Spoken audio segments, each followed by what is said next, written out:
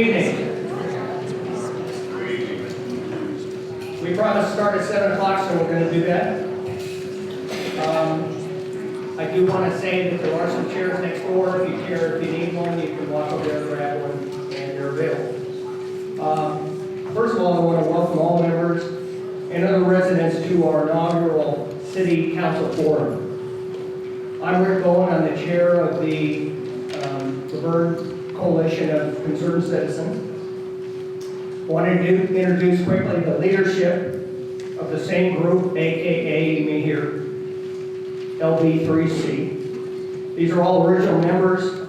Pam Berry is in the audience, a moderator, membership, and kind of general researcher. She does a great job for us, helping us out. Hugh Kelly is a moderator. He runs the membership and the Facebook page.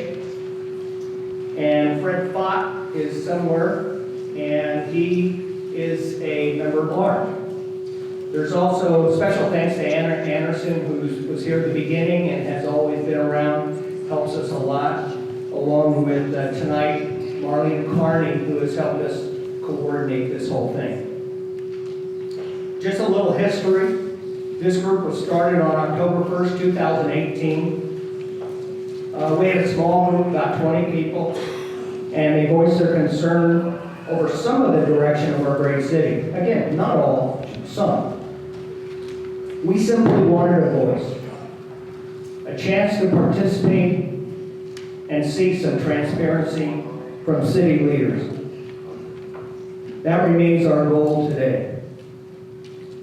I am proud to announce that from that group of 20 people about 15 months ago, I think yesterday we were about 1,308 members. So you guys are making your voice heard. Thank you all for your participation. Housekeeping notes. We pay for these locations, so we do have a donation jar in the back somewhere. And if you have a couple of shekels you can throw in there, that would be wonderful. Helps us pay the basically for the rental of this room, the donation for this room. We also, because we do have a full room, exits are here, as the fire guy so eloquently reminded me a minute ago. Make sure that you exit if something was to exit in a forward manner. There's exit roads down here. Bathrooms are in a room next door, out the little front door here and to the left. And as I said, if you need a chair, feel free to go next door and grab one. We want to get started on our main program, but I also want you to know that we are also going to do the same type of forum for the mayor's candidates, and that will be in this room on February 10th. So you might want to put that on your calendar. There is a special note. We are a private group. We did invite all citizens to attend, but we are videotaping this, so we would appreciate no outside video or audio or texting, because it's, quite frankly, irritating. And we'll make the video available on YouTube, as we always do. And if you would be so kind to simply turn your phone light off, like I have done a few minutes ago.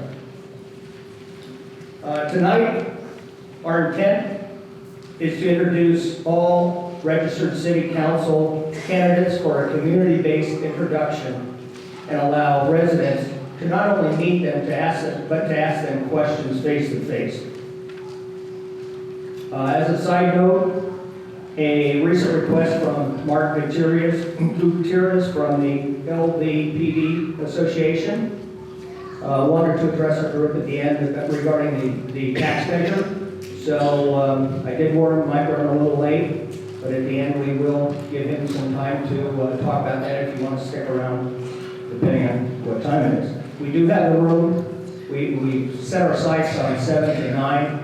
We can run until 9:45. So if you're still here, still interested, still asking questions. We're going to leave it open as long as we possibly can. I wanted to introduce Matt Lyons, our moderator for this evening. He's a school board member. I think he's still a school board member. And the Deputy District Director for Eric Holden. He'll be our moderator, and he will take care of questions, everything is in his court. So, welcome, Matt, and thank you so much for donating your time.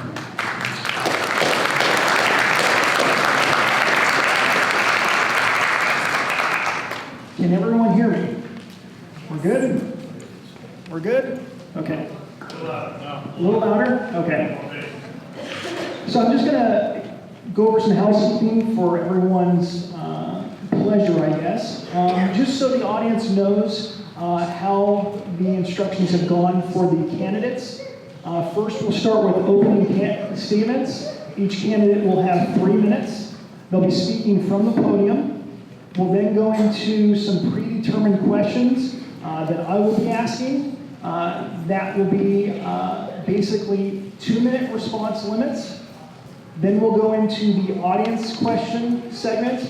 As I mentioned, those questions will come directly from the audience members. How we'll do that logistically is we'll draw numbers 2 at a time. 1 for the question at hand and 1 to queue up. That way the second question coming from the audience member, that audience member will know when to come up. We'll conclude with closing statements, and again, that will be a 3-minute limit from the podium. The way the order will go is based on the LA County Registrar of Voter. Check. Okay.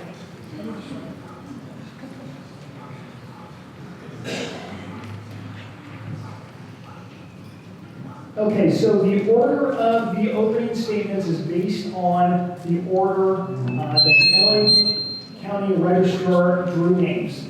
So you'll see them, it's very visual.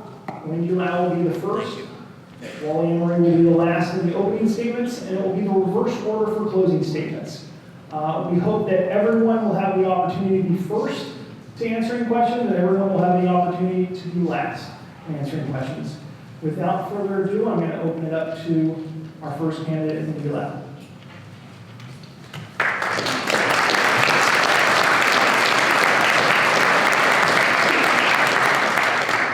Good evening, friends, neighbors, and fellow Laverne residents. Before we get started, I'd like to take a moment to thank the Laverne Coalition of Concerned Citizens for hosting this event for our community and the church for allowing us to use this space. I also want to thank each and every one of you for taking the time out of your lives to come to this forum to learn more about us. Your attendance here tonight and your participation in this democratic process is an affirmation of Abraham Lincoln's call that government of the people, by the people, and for the people shall not perish from this earth. For those of you that may not have met me yet, I'm Wendy Lau, and I'm seeking your vote for City Council. Many people have asked why I'm running, and to me, the answer boils down to my firm belief that giving back is not an option. It is a thank you for the blessings that I've received. When I first came to Laverne in the late 90s to go to ULV, I couldn't believe this place was real. It feels, and it felt then, like Mayberry.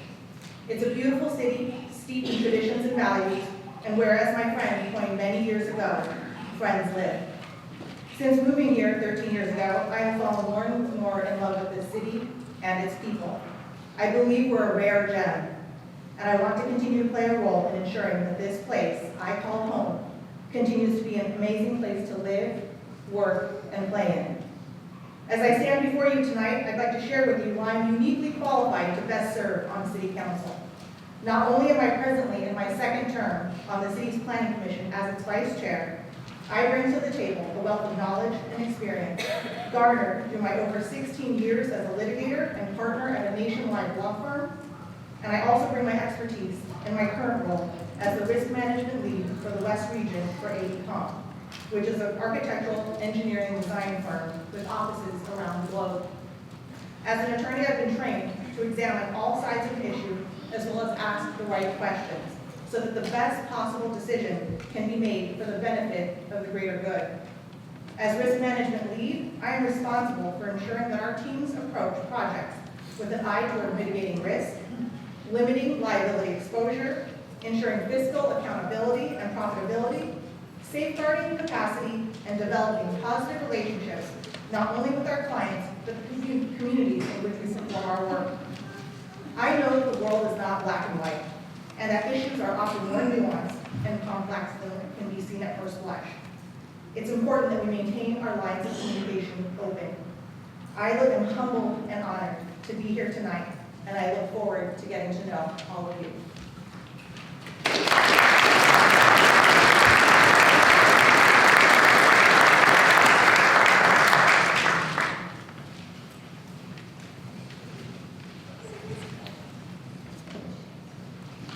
Hello everyone, my name is Verne and I'm running for the Verne City Council. I'd like to thank you for having me, and I'd like to thank you for having this event. I believe the issue with local government today is a lack of dialogue. The fact that we have coordinated community events like these helps us ensure a better future for Laverne as a whole. In general, I love Laverne. I believe this is a great city with great people and great opportunity. Laverne is good, but good is not enough for our citizens. We could be a great community with better leadership and more quality skilled efforts and more coordinated, decisive decision-making measures. In means of my qualifications, I work for the City of Pomona. I work for the City of Pomona Community Services Department. Here, I do community-oriented outreach events. We do tutoring, after-school recreation, sports, things of that nature. I also work for the City of Azusa. Here, we do various library-based activities, such as coordinated events where we help initiate public efforts and determine better factors to help our community. In general, I think Laverne has a great deal of opportunity, yet I see very little done to complete this. For example, our downtown area. I believe our efforts to establish a goal line is essential to increasing an economic foundation here. I believe we could do very much with the downtown area with the right decisive decision-making measures. I believe also that we have a great deal of cherished landmarks here. Sierra Laverne, for example, is a great area for our community. And it's sad to see it go. You know, in general, I believe us as a community can better help this area grow to become a much more favorable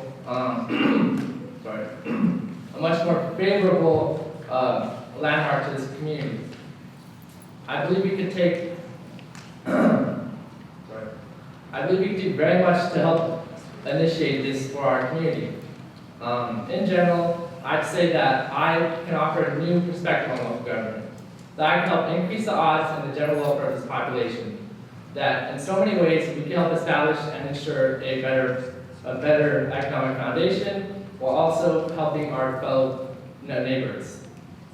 In general, I'd like to say that we have a great deal of assets here in Laverne, and we can do a lot to ensure that. Sorry. I guess what I'm trying to say here is that I actually care about Laverne. That I hope that we could make change for the better, that we can institute policies that can help us with not only our daily lives, but build a community better. And in general, I believe that our local government does a great job of this. And I'd like to thank you for having me, and thank you for being here.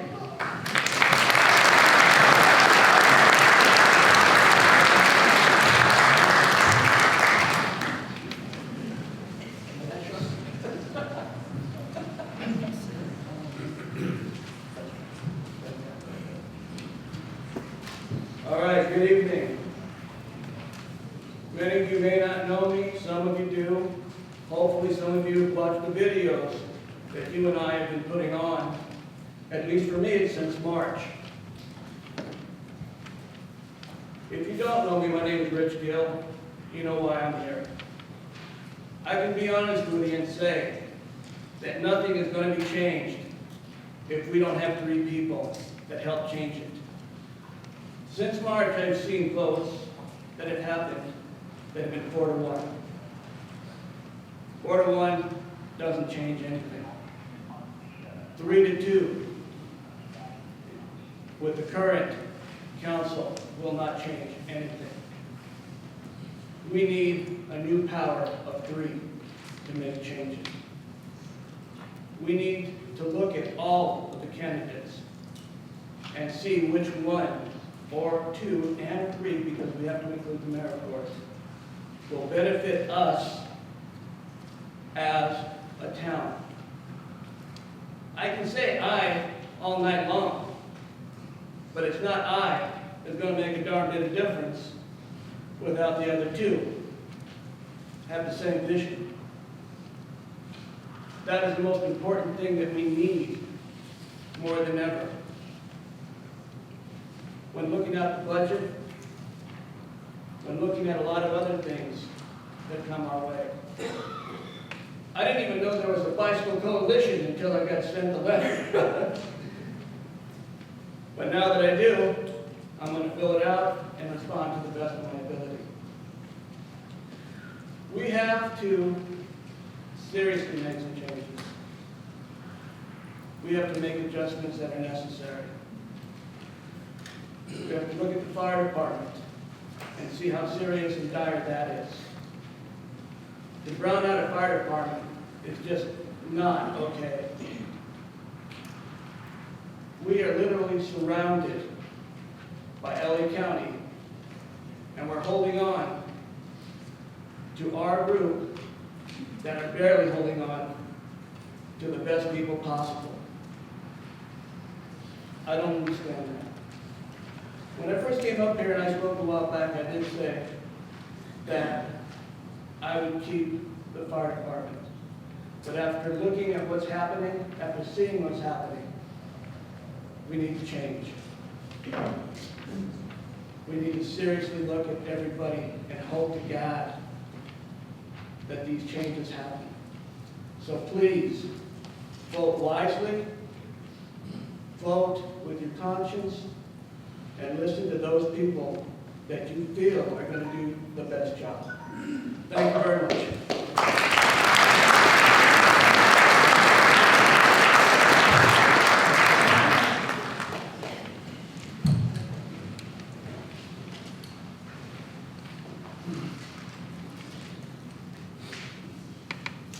Good evening, everybody. Thank you for coming tonight, and special thanks to LV3C to organize this event so that everybody here tonight can see each of the candidates and meet us in person. My name is Kenny Chang. I'm running for City Council of Verne. I'm here to seek your vote and your support tonight. A little bit about my background. I was born and raised in South Central America. So I speak 5 languages. I hold a bachelor and master's degree in Boston University, and been 20 years banker. So, with my unique background, I can take the issues that we're having right now, which is our Laverne budget crisis. And with my background, I can carefully review and consistently test the policies and procedures to implement, our city budget issues and be more efficient with the quality of service that we are providing to our citizens. I have helped thousands of families and small businesses owners in their financial needs for the past 20 years. And this is the reason why I'm running for City Council of Laverne tonight. And to provide the same type of services that I have been providing for the past 20 years. As a former banker, I become adept to reducing risk and improving rewards. So I'm open, honest with my clients, the same way I will open and be honest with my citizens of Laverne. And be transparent, which is the key for all the citizens here in Laverne. And one thing is to have big ideas, like many other people have. But to make sure a solid idea that fits Laverne's needs and turn those ideas into reality. And that's the key. My style will include respectful and collaboration with employees and councils and mayor of the city. Only united that we can do the work together and make the difference for the city and for the citizens. And this has made me also successful in my career in a very highly regulated environment and competitive environment that I believe, with my background, I can help the city of Laverne. If we use these resources successfully, Laverne can look forward to sustainable growth, at least to come to a balanced budget. And we need to increase our tax basis, not by continuing raising taxes, but also raise our businesses. And hope to look your vote tonight. Thank you.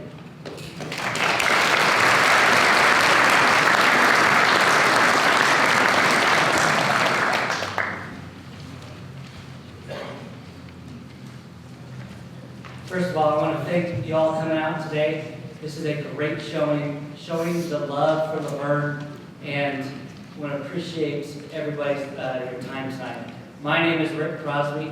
I'm running for City Council. My background, 23 years in education, where 10 of those years I spent teaching here at Ramona Middle School and was assistant principal. I coached, taught many of your children, and look at all the happy faces and recognize happy faces tonight. I really appreciate you coming out. Why I'm running for City Council. I've been going to meetings for the last about year and a half and really noticed a rift in City Council. And my background, I am now the Assistant Superintendent of Personnel and Duarte, and bringing people together. Remember why we're here. We're here because of Laverne. We're not here because of personal interests. We're not here because that it's about me. No, it's about Laverne. And we need to make sure that we bring those interests back to Laverne. 3 things that I would like to ensure and commit to as your council member. 1 is keep our city safe. Ensure swift response times to medical, fire, and police emergencies. Protecting our police, fire, and paramedic staffing levels. Staffing levels in our fire have not been good lately. We really apologize for the brownout, but we just need to make sure to maintain our fire. Maintain the safety of our neighborhoods and welfare of our residents in coordination with our public safety providers and emergency responders. The second thing is protect our community parks and open spaces. First, we preserve the Sierra Laverne Golf Course as property as open space. We should not be rezoning that property, making sure it's maintaining the open space as it was designed to be. Fund the maintenance and upkeep of our city parks and playgrounds for our children and families to enjoy. Provide park and recreation facilities and activities for our youth. And third, facilitate smart economic development and support small businesses. We need to, our charm in Laverne is our small town charm. We need to bring small town businesses and make sure that we are providing businesses that encourage us to go to. I hear that many people complain about why we're having a Taco Bell or something, because we need to support our businesses that are there. So if we have a business that we love, we don't want to see it go away, we need to be there and support it.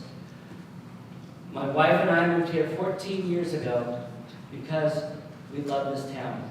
We love going to the Christmas floats, the Christmas Santa Claus coming out, 4th of July, and we want to maintain that small town feel and make sure that we are here together. My name is Rick Crosby. Please vote for me on March 3rd.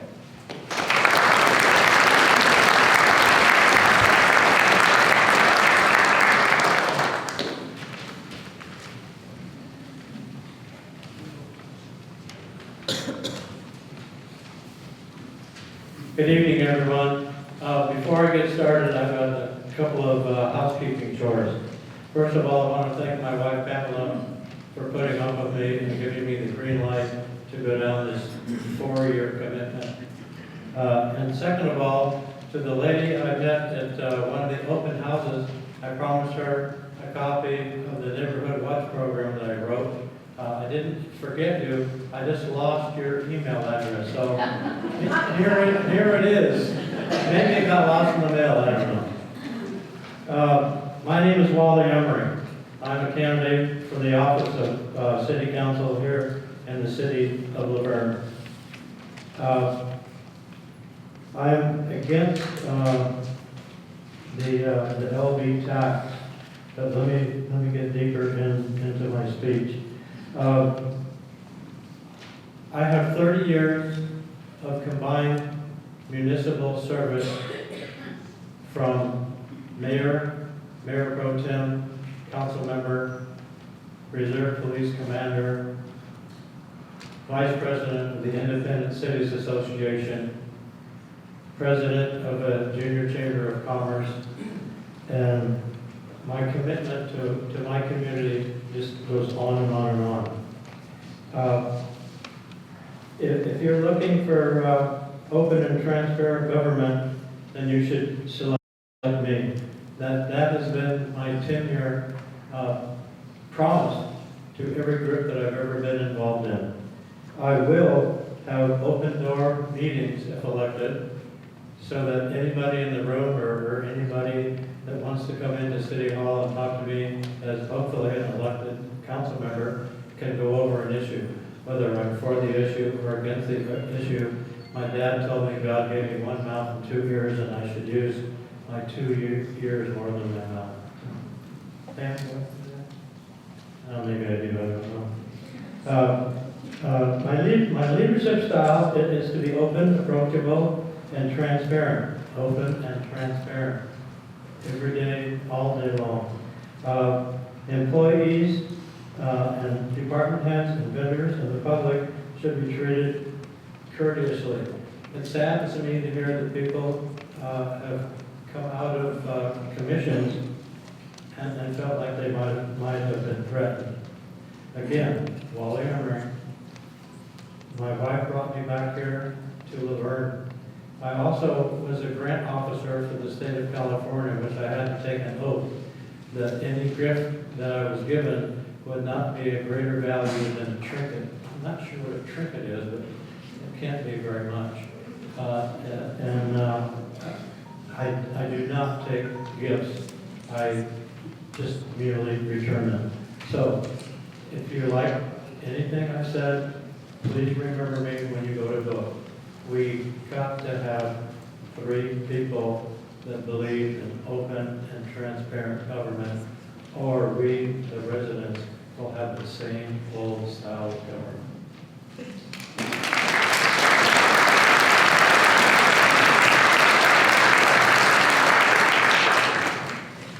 I guess I have to watch Wally a little bit with the time limit, but so we're going to go into a few predetermined questions just to get the ball rolling. But the board of the coalition really wanted to make sure we got to as many audience questions as possible. And again, just as a reminder, they will be questions that you directly ask, and we're right now drawing the random order. But to get the ball rolling, and the individual who will answer this question first will be Jeremy, so we just want to make sure he has the mic.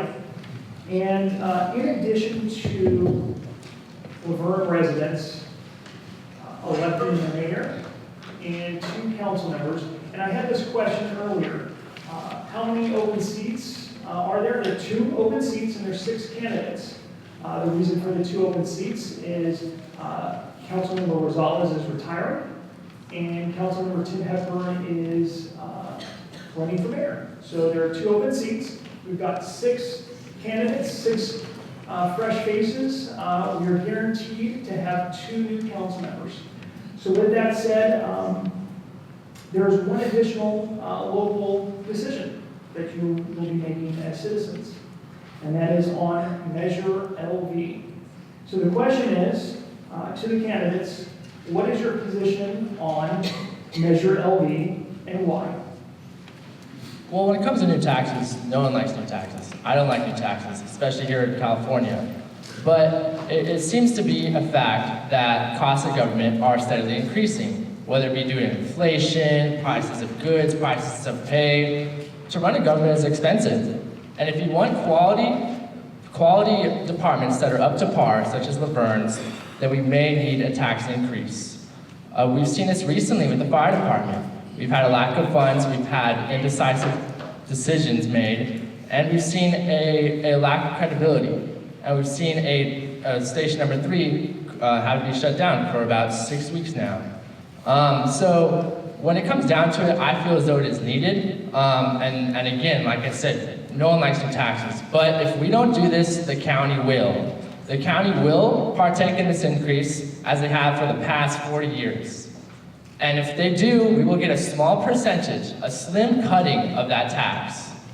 If we were to take that initiative, and if we were to actually decrease that tax ourselves, we'd have the overall control of where that money is spent. As of right now, out of the 9.5% tax that we have on sales, we only get 1% of that. And it is difficult for us to mold and shape such a small amount of cash. And in the end, we are in a deficit.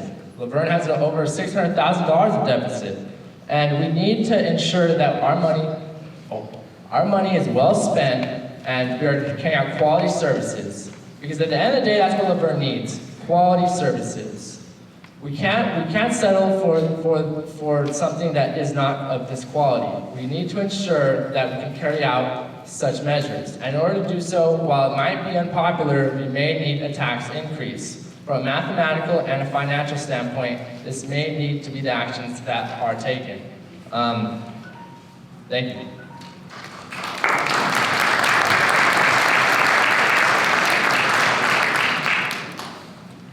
Oh, me? All right, when it comes to the tax, it goes in the general fund. I don't support that. All right, a while back we had Prop 172, Public Safety Fund. If we need to make a tax, we need to make sure that it goes in the proper place. Not just open it to general fund because it's easy. We need to look and define where the money goes. Are you serious? You can't hear me? Can you hear me back there now? Really? All right. As I was saying, we need to define our taxes. We can't just keep throwing it into a general fund. A general fund can go anywhere. If we need to go to our fire department, then we go ahead and put it to our fire department. If we need to go ahead and go to the other issues, whether it be maintenance, whether it be building, cleanup, we just need to make sure that it goes in the right direction. Too many times we see things going the easy way. We can't. Sure, it's hard. But if we're going to make changes, you have to go ahead and push. And the reason I stressed the power of 3 is because without it, nothing will happen. I'll keep saying that all night long until it gets in here, until it gets in there that you need the power of 3. That's it for me. I'm good. You like that one?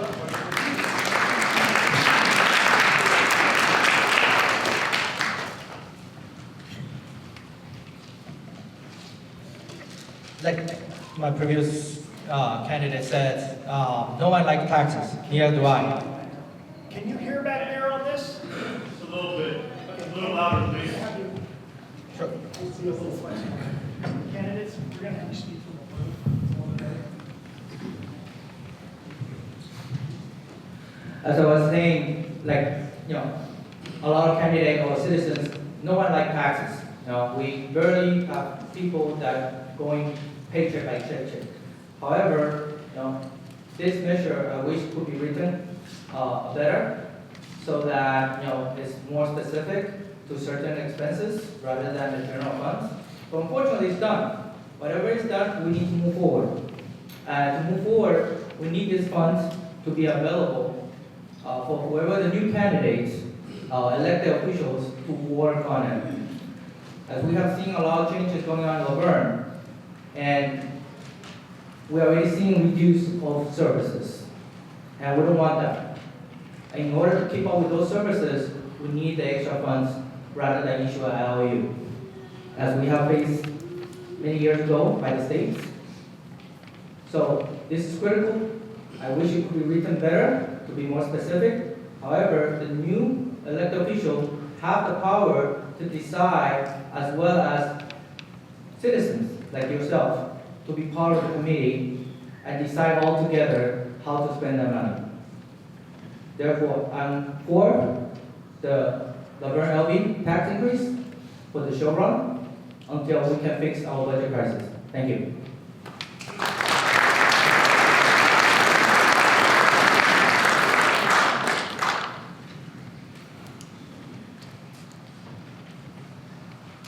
Laverne Secure, it's right in its name, we need to secure the funds for us here in Laverne, without the county coming and taking your tax money away. But what I am still for is that we have a separate line item. If this tax passes, we make sure that everybody in Laverne knows where that money is going. Too many times in California, where we pass a tax, it's said to go to the roads or to the schools, and then it's changed. And it does not go there anymore. But we can make sure, stay transparent, and make sure that we are keeping it in the forefront so that everybody knows exactly where the money is and where the money is going to go. And if I'm elected, then that's what will happen, and I will push for that on the council, to make sure that we are open with our money and making sure we are known where it's going, so it doesn't be funded for something else. It's what the citizens voted for. Thank you.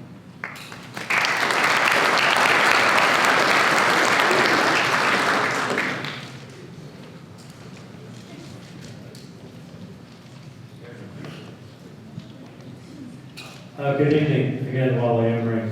There's been some talk about the CO Laverne Golf Course and our candidates' feelings about our public safety, police, and fire. I have a pledge here on the back table. Please grab it and read it, and that explains my feelings about that. To date, nobody has proven to me, beyond a shadow of a doubt, that if I say yes to this tax, that it will not end up in a deep black hole called the general fund. Maybe it's a matter of black trust or whatever, but unless I'm convinced that that money will be set aside for the police and fire departments, I am a no.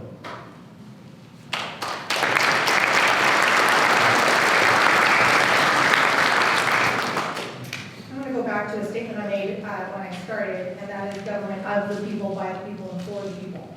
And I think one component that we need to be very aware of is that this measure also contains an oversight committee made up of citizens. And if this measure were to pass, then you have the ability to apply for this position so that you can help direct where these funds go. And that's our responsibility, whether we sit in an elected position or we sit in our homes as residents. That is part of our responsibility. That's part of what I understand this organization that is putting on this event does, is it encourages people to be involved in their city government. And I think that is key to this, is that we remain involved with our city government at all levels, whether or not we're in an elected or appointed position. So I think it's key to remember that this measure provides for that. I think the other thing to really remember too is the autonomy issue, is that if we do not take this tax, the county will. And at the end of the day, do we not want to be the people in charge of our destinies? Do we not want to be able to control the money that comes in rather than allow the county or some other entity to take it? And so those are the reasons why I am in favor of Secure LV. I'm also in support of it because in this town, you have to know who your folks are. I know people who work for the police and the fire and the city staff, and I know what they've had to give up and what they've had to do to continue working here. And I want to make sure that they're able to provide for their families and stay here.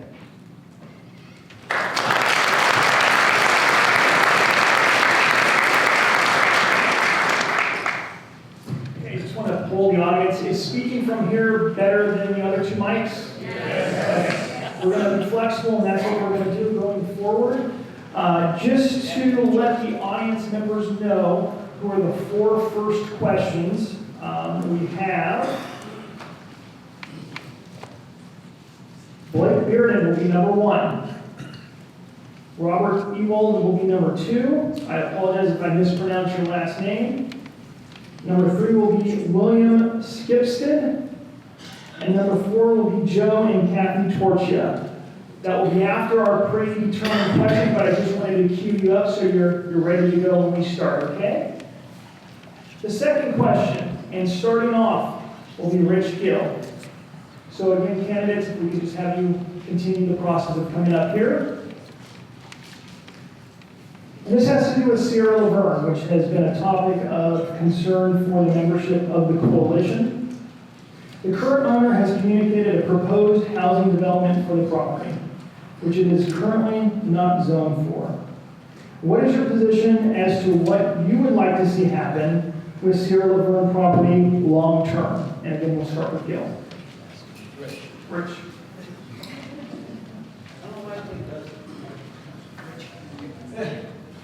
Can I get close? Close. Can you hear me now? All right. As I said in the original meeting, where some of us came out to speak, I don't think we should rezone the Sierra Laverne Golf Course. If possible, make it a park, make it something that we can all enjoy. I know it will take some funding to be able to maintain it, which is something that we'll have to look at down the line, should we ever get it back. Many of us know from what we've heard in other meetings that this guy's not going to let it go. He's already said that he'll hold on to it for his grandchildren to keep on fighting, which to me is kind of rough, but I guess if you really want to hold on to a piece of land for that much time, good luck to you. I know that many of us are in support of no rezoning. I know that we would want to keep it pristine and good looking. Unfortunately, if we had more golfers, maybe we would also have another golf course get back to where it was. But times change. The only thing I would like to see is for us to go ahead and take it back. That's it. Take care.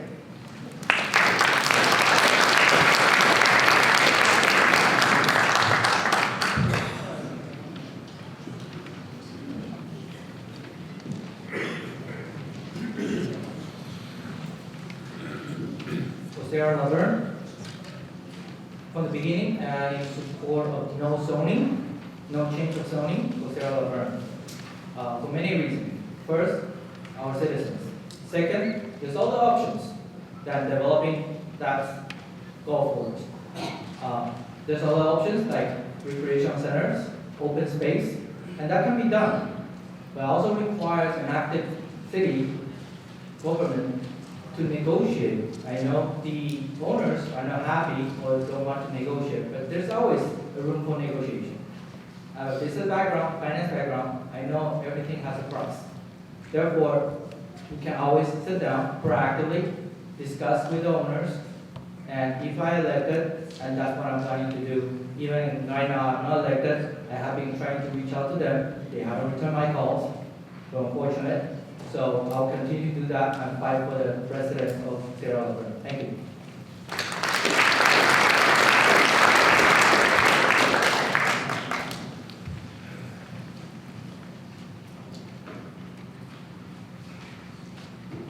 As I said in my open statement, that that land should remain open, and that we should not rezone it, that we should make it maintain its open space.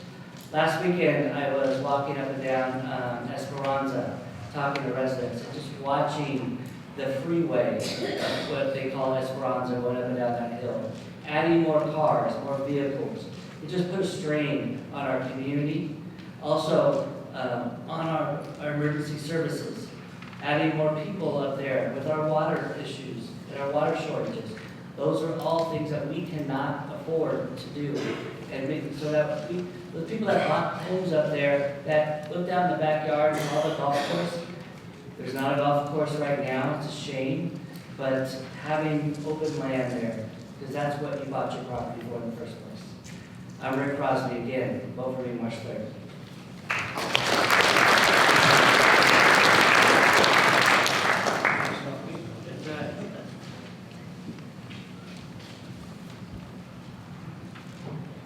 Again, on the table in the back room, I wrote, I will not vote to rezone the property known as Sierra Laverne Golf Course. That property should remain open for agricultural use. The fact of the matter is, we can't do anything about it until we get access to that property. If the owner wants to pay taxes and interest on that property until his grandkids can use it, I don't see that happen. When we first started putting our house together, I reached out to Cal Poly Pomona Ag Department, and they helped me find some trees and bushes and all that are indigenous to our area. And if we could put something together like that, parks, nature trails, what have you, I think that would be a perfect use for that piece of property. But again, the frustration is, can we get access to that piece of property? And right now, it doesn't seem like that's going to happen. Thank you.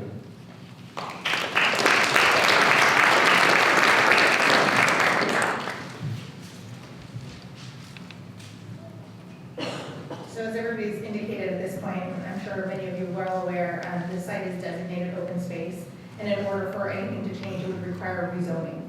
And any rezoning would have to go through the planning commission and the appropriate steps in our own city government in order to make that happen. And again, I say this to you with the heart of, someone whose parents came from a place where they did have these opportunities to be engaged in government and to be engaged in how to rule their lives.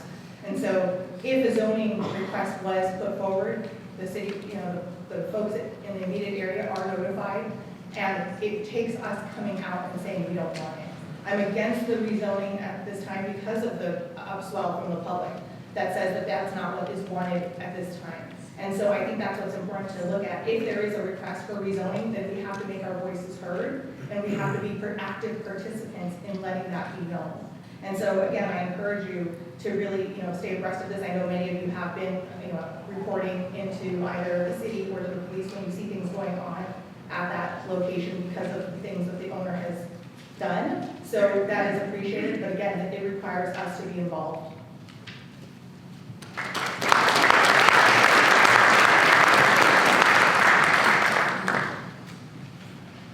It's important that we never rezone Sierra Laverne. This land offers us a unique opportunity though.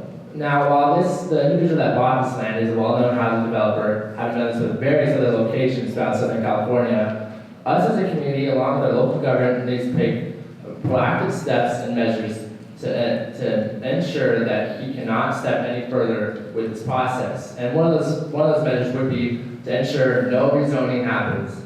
On the other hand, when it comes to what to do with this property, I think it offers a valuable opportunity for us to recreate Laverne's image. While Laverne may be struggling financially, we can take steps to help ensure this property is made into something of a greater use. There was talk of LV working with the community of Laverne to purchase this property. Not only those talks that went through, but that would be a great thing for Laverne. So in general, I think this property could and should be remade into a park or something community oriented. I think it has a great deal of obviously land, and that costs a great deal of money. I believe the individual who purchased it for around $3.5 million, which is a pretty low cost. And now there's been talks, I've heard rumors that he's increased the price to sell it. So if we were to purchase it, it may take a partnership with the county or the state or some sort of local organization. But at the end of the day, it's important that we make sure that this property is not rezoned, because we have to think for our homeowners. These individuals have paid a premium price to live on this property. You want to walk outside to your backyard and see this nice landscape of greenery. You want to make sure that your housing value is high. And if we do allow it to be rezoned, not only will housing properties values drop, but like we've heard before, we'll have increase in traffic, of increase of individuals, and that just isn't good for Laverne as a whole. So I believe we should and never rezone Laverne. Sierra Laverne.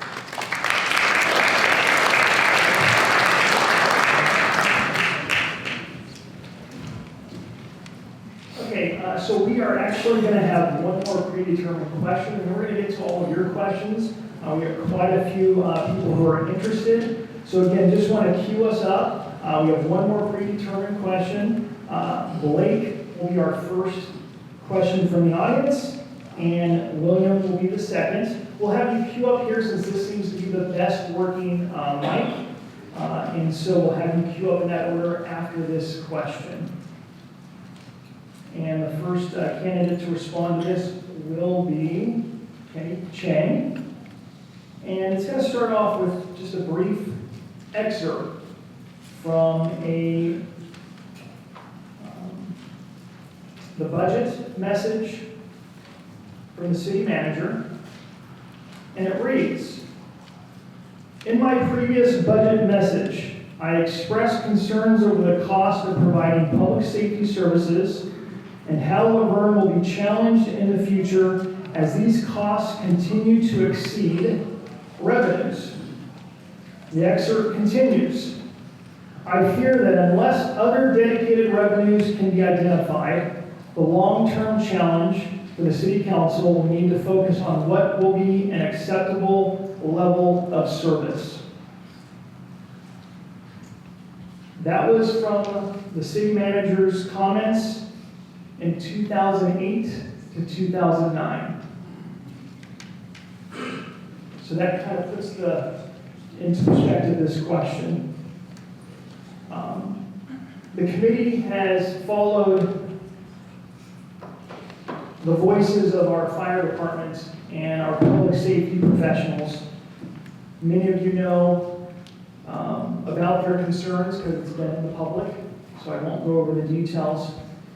We have the opportunity to have two fresh new faces on the council with hopefully a fresh perspective on the relationship that we have as a city with our fire department.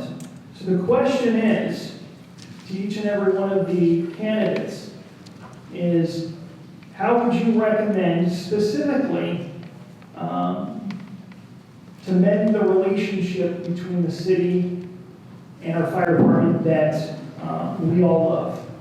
Again, starting with Ken.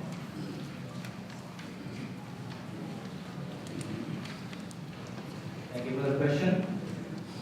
There's no magic wand that says, okay, we're gonna fix everything. It requires a collaboration of both sides.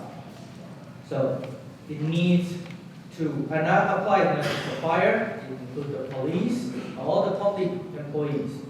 We need to be proactively engaging in the conversation. Not just by saying, okay, let's fix this and let's call it a day. We have to have a plan in place. First thing is review the contract. Those contracts are important.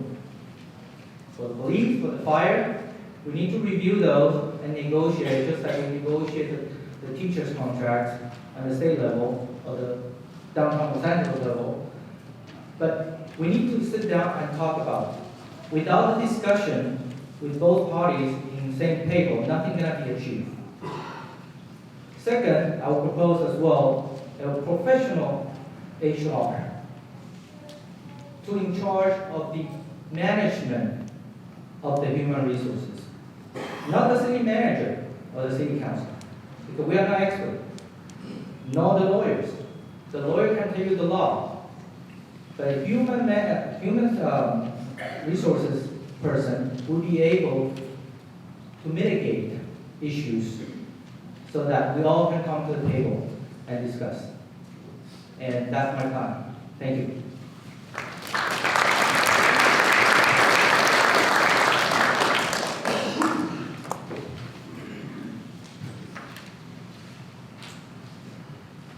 I have three core values: collaboration, building relationships, and having a strong work ethic. Thank you, Mr. Chang. I am a professional personnel HR representative. I am currently Assistant Superintendent of Personnel in Duarte Unified. I go and do negotiations with our California Teachers Association and our California School Employees Association. I've been personally trained I was the only person 3 years ago that's sitting in a management seat that was brought up to a California Teachers Association to learn IBB, interest-based bargaining. That means you get together with the staff and making sure that we're going based from interest. What's right for Laverne? Not looking at interest of what's right for individuals, but what's right for Laverne. And that is what we need to bring to our Laverne and bring to our fire department and our police department and sit down and work together rather than looking at each other, name calling, and going back and forth, but sitting down together and really finding what's the interest of our community. Because we are the city council. We represent the residents.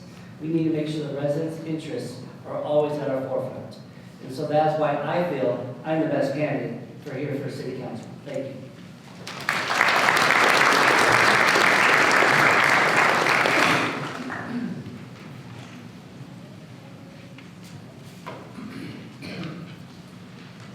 Hate to sound like a broken record, but here goes. Again, for your reading in the back of the road, I wrote, I didn't talk the talk, I'm walking the walk, that I will work to assist our fire and police departments. We rely on these dedicated public safety employees to protect us. Now it's our time to support them. Quite some time ago, this is going to get me into a lot of trouble, but I'm saying it anyhow. I worked really, really hard to get our current city council out to Athens Services and see how another trash company worked. The evening of that meeting, our staff told the current city council that they had 18 months to put together a comprehensive bid package. The problem is they ignored their own staff, and the result of that is we will never know. Only God is going to be able to know if that comprehensive bid package would have redirected lots of our tax dollars so that they could be used for other uses, such as police and fire salaries. It's just a tragedy. I was in business for 35 years. I worked with people like the LA Times in the county of Los Angeles. I'm really familiar with the bid process. It works if you just give it a chance. My tenure at South Pasadena as council and mayor, we put together 5 balanced budgets, and we never had an issue with the city manager and the city council like what's going on right now with our fire department. It's pathetic. Thank you.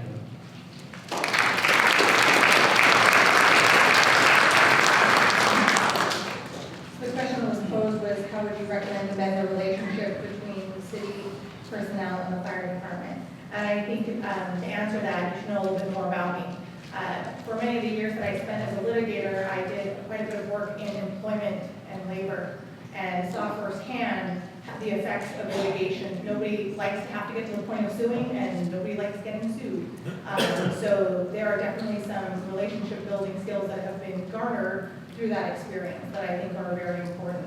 And I think keeping at the forefront that this is really for the residents and for the benefit of our city, we have to put aside our emotions and really look at the whole issue. And I don't think you come to a problem because one side is wrong or has done something wrong. There's usually some blame on both sides. And how do we get to a neutral place where we can have that discussion and that understanding to move forward? And so in order to do that, you have to be strong enough to ask the right questions and not be afraid to get yelled at or confronted. And I joke about this all the time. Many people who don't know me ask how I deal with conflict and confrontation. 16 years as a litigator is a long time, and I am not afraid of it. So I am happy to engage in those conversations because I think it is important for us to have good relationships with our safety personnel and our city staff. And I think it's important for them to enjoy their jobs, because when they enjoy their jobs, they'll do a better job for all of us. And so I think first and foremost, I'm happy to have those discussions, and I'm not afraid to have those discussions. I also think that when emotions are that high, we do have to look at outside objective viewpoints. Can we pull someone as an outside consultant? I know someone has been brought in, but is that person working to the satisfaction of both sides? And if it's not, what do we do to mend that? So again, I have years of experience in this area, and I would look forward to mending those relationships so that we can get back to being Mayberry. Thank you.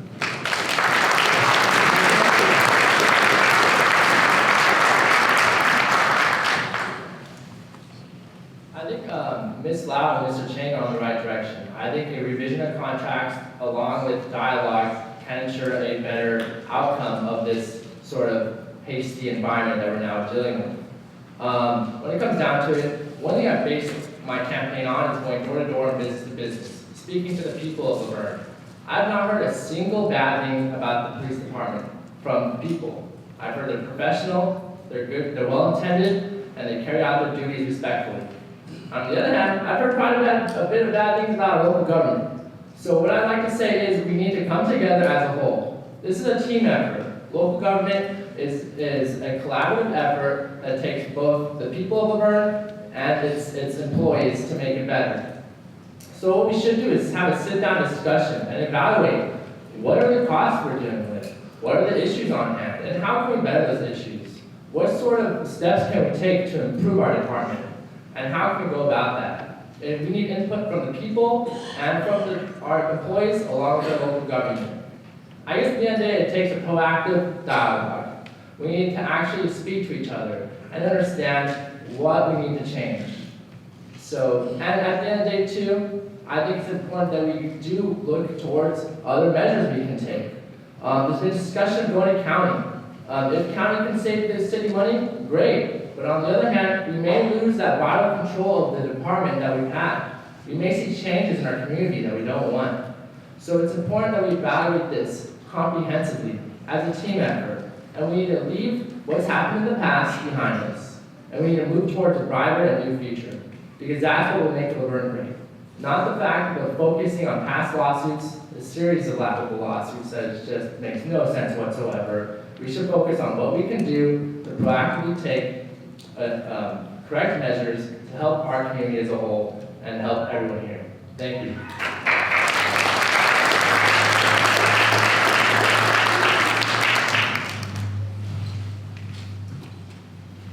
Last but not least on this one, huh? All right, as I said before, we're surrounded by county.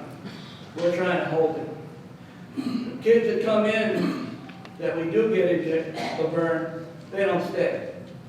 There's no pay incentive to stay. Heck, I wouldn't stay.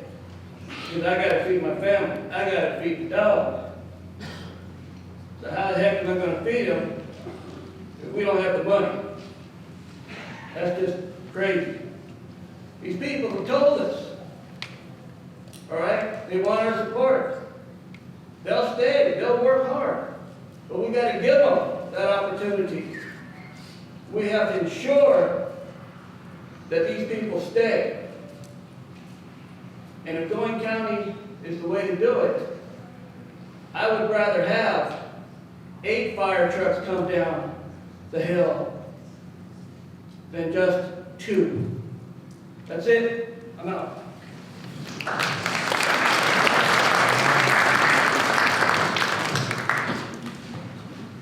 Okay, so now we're getting to the audience question. Given the dynamics with this, the mic, we're going to have the audience members queue up to my right. And so the first question will be coming from Blake. Second one will be coming from William. And I'm just going to reiterate the ground rules once more, because I know that some folks have come on in. The questions, again, will be coming directly from the audience. They have not been pre-screened. One of the things I will ask as we get further along into this, if your question that you were intending to ask gets asked before you get up here, please let me know so we can go to the next person. But again, we don't want statements. And I thank you in advance for asking the question and asking the question as briefly as possible. The candidates will have 2 minutes to respond, and the first to go on this one will be Rick Crosby.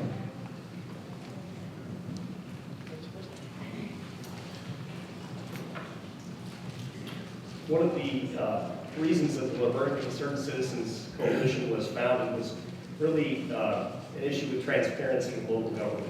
A desire for more transparency is something that I certainly desire, and a lot of people here are looking for. If elected as a councilman or councilwoman, what changes will you bring to the local government to increase transparency to your constituency?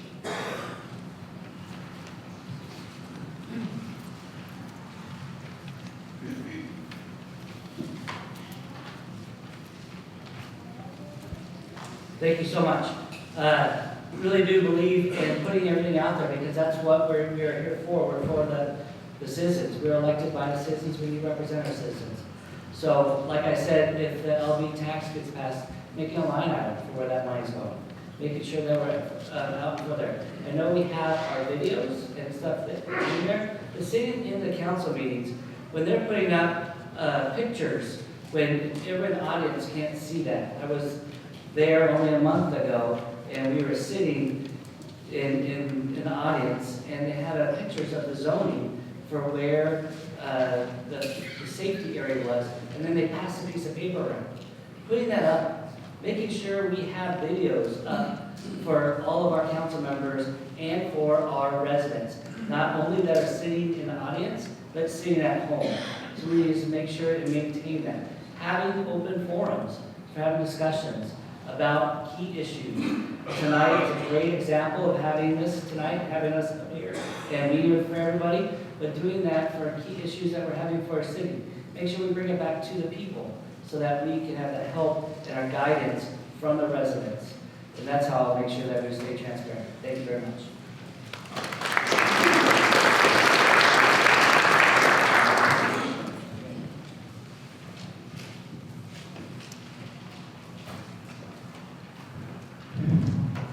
I will bring 35 years of municipal service at the highest level of government as a mayor, mayor pro tem, and council member.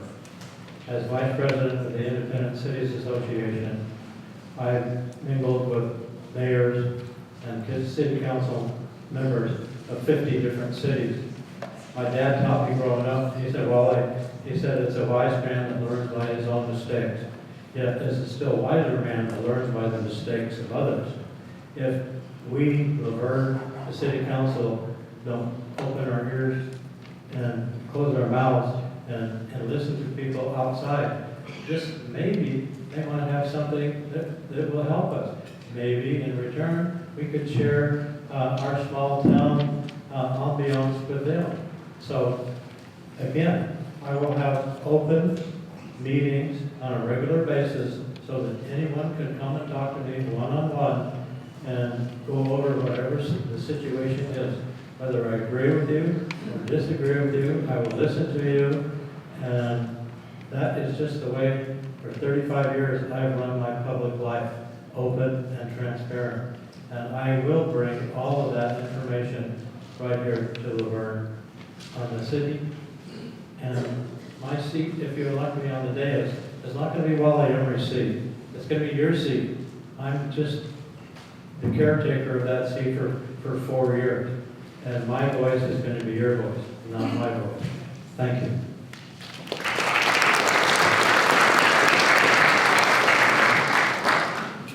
I think as we talk about increasing transparency in what's happening in our government, we have to understand how communication is being effectuated currently and evaluating how we can best communicate our information to our people. And so in looking at that, I think we also have to have an understanding of generational communication, where there's paper communication, there's social media, there's email, and there's all sorts of ways in which we can communicate what's going on.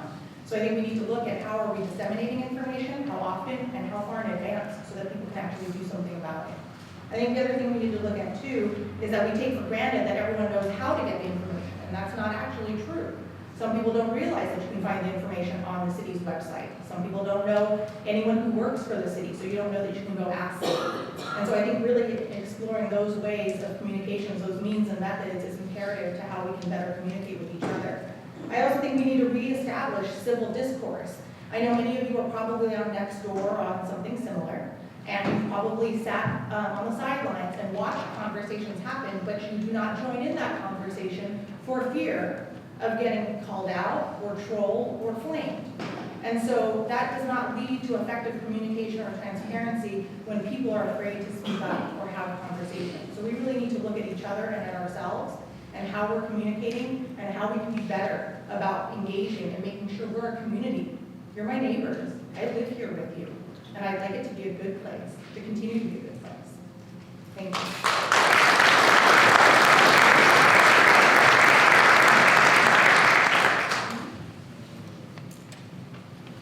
In order to improve transparency, we need to improve discussion. in order to improve discussion, we need to present the facts to Laverne. I work for the City of Azusa and Pomona, and they do this, and I think this is a great service. We create a comprehensive booklet detailing our general fund expenditures. Anyone can stop by or download it from the city's website. We use bar graphs, charts, things like that to help you better understand how the money is being spent, where it's being spent, who is spending it, and what sort of contracting is going on.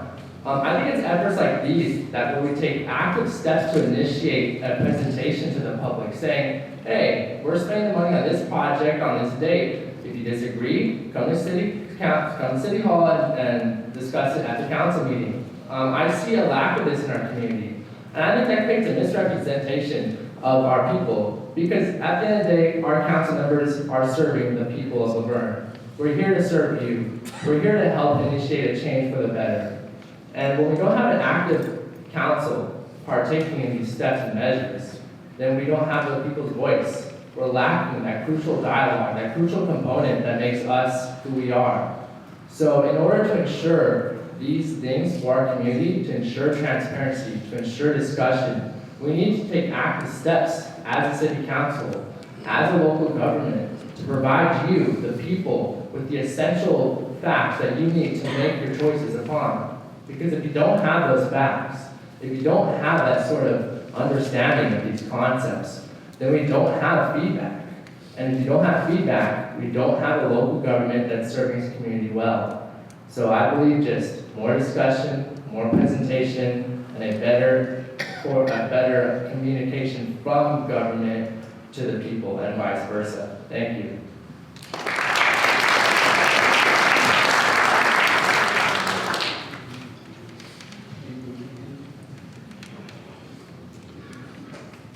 As we've said before, or as I've said before, since March, I started taping.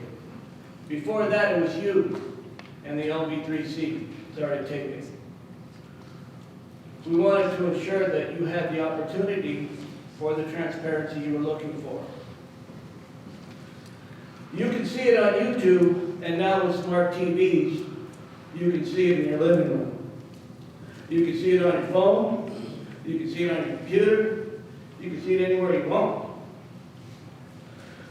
The one thing that bothers me, and we showed it recently,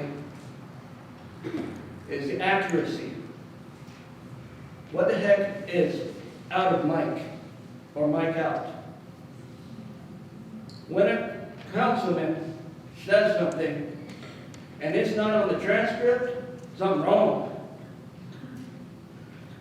We need that transparency to say that if someone says something, damn it better be on the transcript. I'll tell you what, my videos don't change anything. You get what you see, 100%. And the only time I would ever change is because I got to change my battery. And I do that when someone walks up or walks off, but never during an important part. So we're giving you what you need. We're giving you the tools and the opportunity to see what's there. You just have to look. Thank you.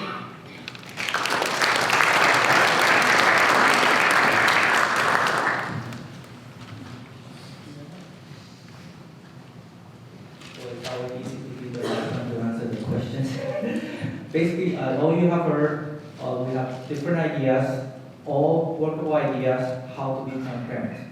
And as I mentioned earlier, I do this for the past 20 years in a highly regulated environment.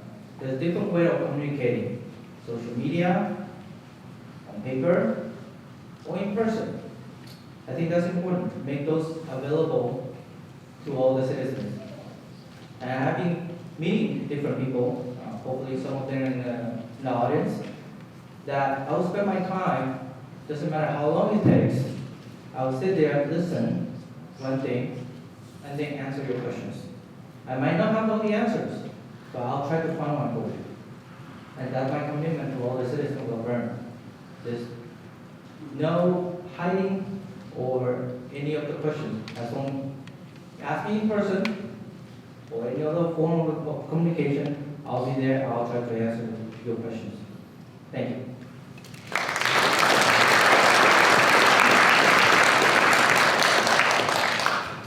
Okay, so we're going to continue with audience questions. So we have Robert, William, and Jill and Kathy queued up. Robert? Is Robert still here? Okay, we're going to go to William. William? Okay. Jill and Kathy? No? We're quickly moving through. So we have 5. Marv Weston is 5. 6 will be Jim Murphy. 7 will be a name I'm going to have to figure out. 8 is Connie Sueda. So we'll cue that up. So next is Marv.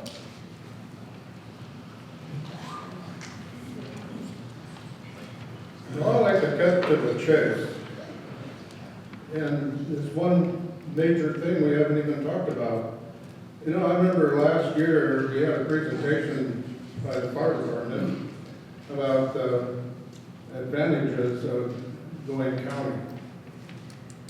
And I would like to know from these candidates simply, if you were elected to the city council, would this be one of your objectives to start a study to see what the financial advantages are of moving our Verne Fire Department to Los Angeles County? I have other questions.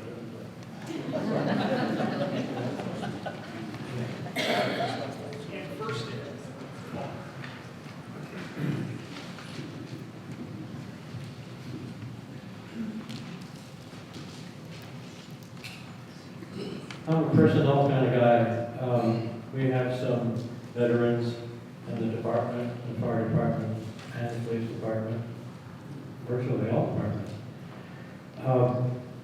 Any discussion in that area of switching from a city-run fire department to a county fire-run department is something that I'm willing to consider, but as long as our tax dollars can afford our own fire department, I will do everything, every power that God gave me to support those people, whether they be new people coming into the system or people that perhaps are looking at retirement later on.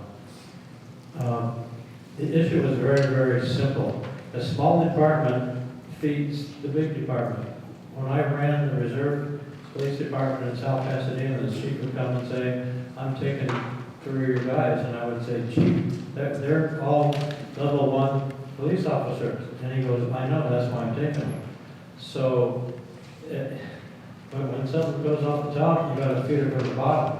I believe in my heart of hearts that if we put together some kind of program to go out and talk to these young firefighter/paramedics, if they want to come to the city of Verne, where they can learn from quality guys, stay there for 3 or 5 years, and then go on, we will continue to feed that system. And I will do everything I can to keep our firefighters here.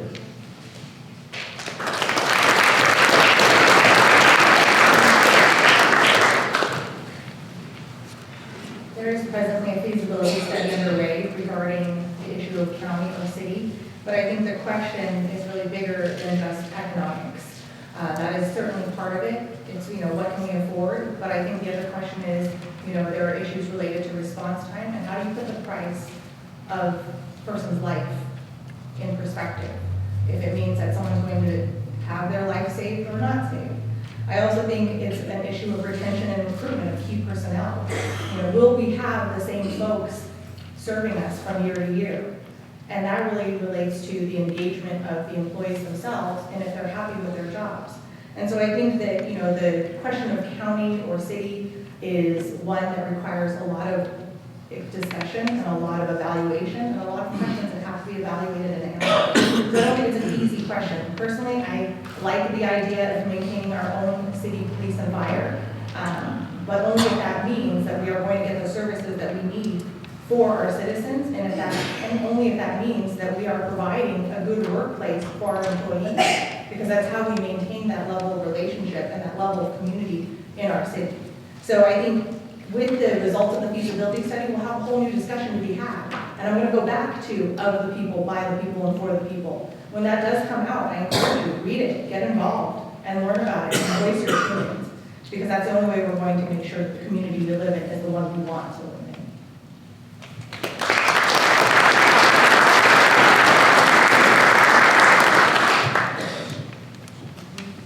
So I think when it comes to Gill County, first thing you should think about is safety. Safety is our biggest concern. We need to ensure that our city is well taken care of, our firefighters have the tools they need, and they're being paid the pay they are required. For example, right now our department's pay is below industry standard. We also don't have the right sort of equipment needed to carry out proper duties. So what it comes down to is county more financially, is county more inexpensive, and does it offer the same sort of safety measures? And like what you just said, there's an evaluation currently going on, and they're carrying it out. To the best of my knowledge, I don't know the numbers and can't be exact, and I would like to wait until that evaluation is set forth, until we can make a decision. But I would just want to ensure to the people of Verne that safety is the top priority of myself. That we need to make sure that the people of Verne have the right sort of personnel in case of emergency. You know, at this recent brownout at the station, we have a station that's now closed. If there was a major incident up Esperanza, up in that area, we could see lives lost. This is now become a safety issue. This has become a safety issue on the basis of fiscal irresponsibility. And we need to change that. So when it comes to county, county does a good job. They pay well, they have great benefits, they offer opportunities to rise up in the ranks and carry out specialty duties. So it could be a good option. But we need to make sure that option is carried out well. That county will serve the community of Laverne as the department already does, if not better. And we've seen good examples of county and surrounding communities around ourselves. We've seen county assist our own department, and I would be more than happy to see further negotiations go onward. But I do like the department being under reverse control. Thank you.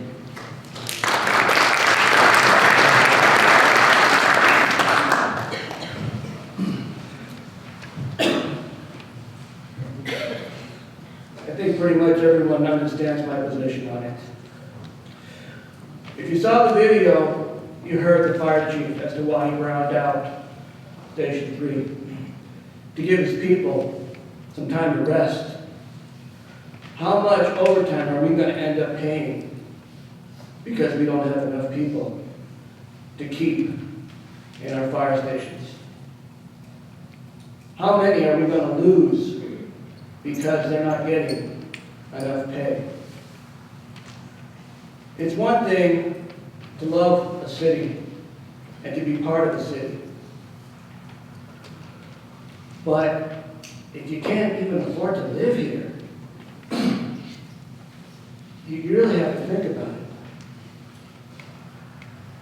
As I stated, we're surrounded by county. It cannot be that bad if just about every town around us has done it. Our current funding, from what I've seen, for public safety is over 60%. That's a good chunk of change. And we're still cannot hold a lot of firemen. That says something. You really have to think, what changes do we need to ensure that when you call, they'll come? And also, when you saw that video, they also talked about calling county. The county said they would come, but don't make a habit of it. If we're all county, then everybody's coming. My friends are in county, they have no problems. Just saying. Thank you.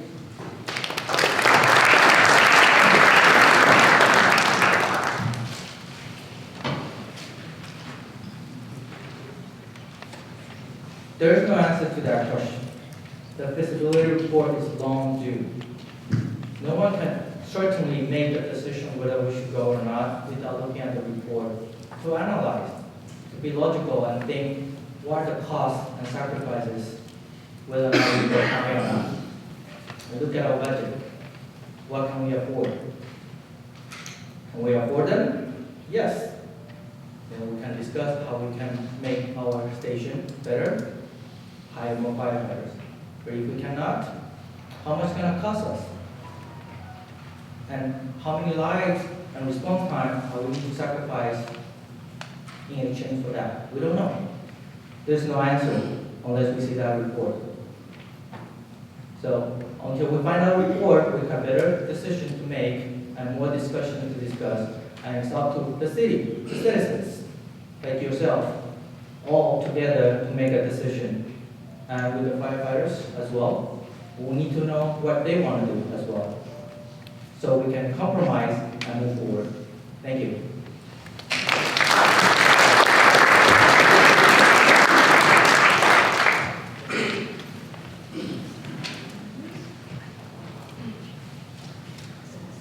It's about time, minutes, seconds. If you need a call, you need that emergency services there. You need that paramedic, you need that transport. You're not going to want to wait if you're in an emergency. We have a problem with our morale in the fire department. We need to make sure and build that morale and hire the right fire chief to make sure that they're working and building that morale. We need to make sure and maintain our staffing. We need to have that support. Our average age here in Laverne is between 50 and 85. We need to make sure that we support our residents. If we have emergencies, you're not going to wait for an ambulance. We need a paramedic there, we need transport there, but we also, though, need to work with our staff. We do not want to be the training center. We want to be the people and the model of a city that the fire loves to be with.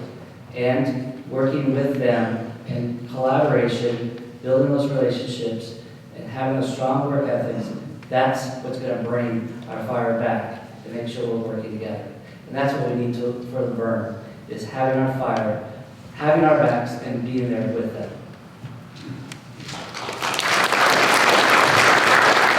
And I want to tip my hat to LV3C. I was the last guy I thought would be called tonight for a question, so thank you.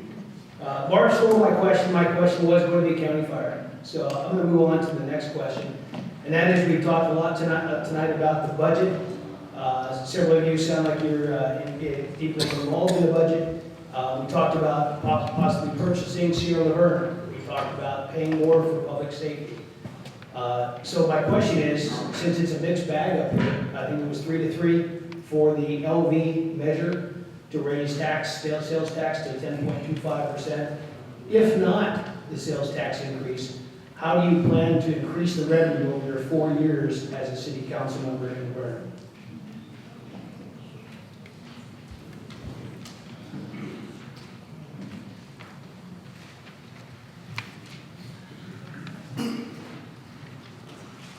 So I will reiterate, I am for the sales tax increase, and one of the reasons obviously is the economy issue, but I think the other component of that is the sales tax affects not just citizens of our city, but people who come to visit our city and use our services and our vendors and our places of business.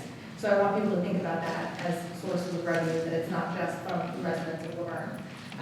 So I do believe that in addition to the sales tax, there have to be viable other options that we need to evaluate to determine what other means and methods do we have at our disposal to bring in additional revenue to our city. If you look at some of the things that have popped up through the city over the course of years, that is in part due to the diligent work of staff and present city officials in bringing in businesses. Gilead is a huge company that has moved to our city, that is providing revenue, that is providing folks who would not have otherwise come here, now eat at our restaurants, buy things from our stores and whatnot. And so I think we really need to look at what is our business development plan and our economic development plan for our city. How do we attract businesses and how do we get them to stay here? For those of you that may not be aware, we do have an SBDC in our own city, so a small business center where you can go as a business person to obtain information on how to either start your business or maintain your business. And I think it's really an effort upon all of us to say, how do we share the resources that are available to people out there that may want to come to our city to invest in our city? And so letting people know what the resources are is one way to grow that economic development that would be an additional source of revenue for us other than sales tax.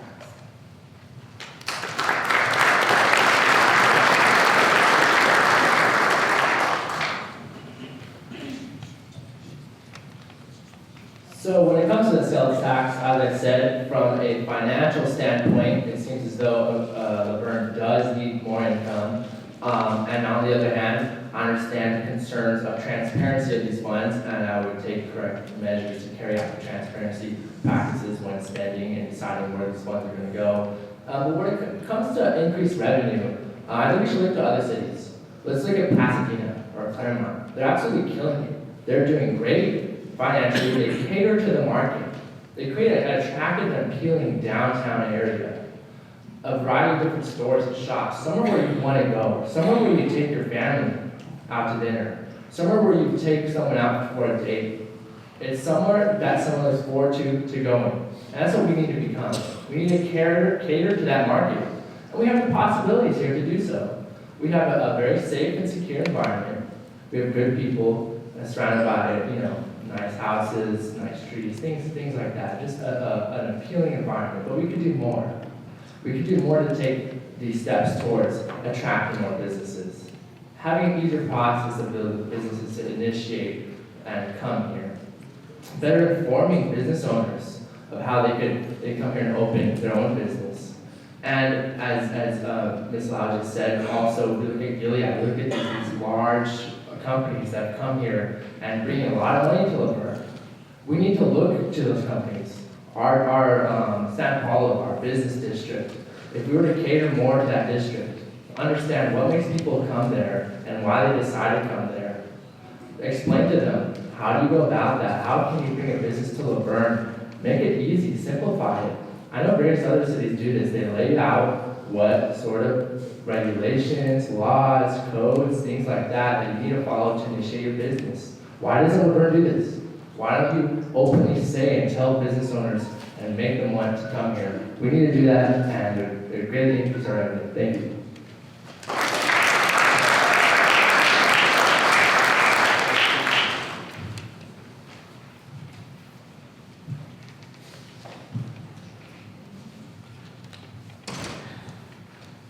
At this point in time,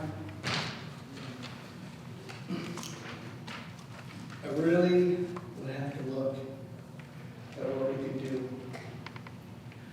I have looked at some of these other cities, and you're right, Pasadena has its ways of generating funds, the roads through it. Claremont has the college funds coming through that. We do have some things that come in, but not enough. We do need to put together a committee to look at that and how to raise funds. To be honest with you, if the people are willing, and they must truly be willing to go ahead and have a tax, we just make sure it goes to the right place. That's it. We know that this is a good town. I enjoy it. I go down to the restaurants, I eat there. We can encourage more people to go down to eat there. We can encourage more city events that people can enjoy. We can publish more where people know who we are and they can come to enjoy. The possibilities are there. Because I know when 2028 comes in, and the Olympics comes down, there's gonna be a lot of people at that park watching that race go off. And it would be nice if we were able to get some of that change. We have opportunities. We have people that can make it happen. And we just have to believe that we can do things right. Thank you.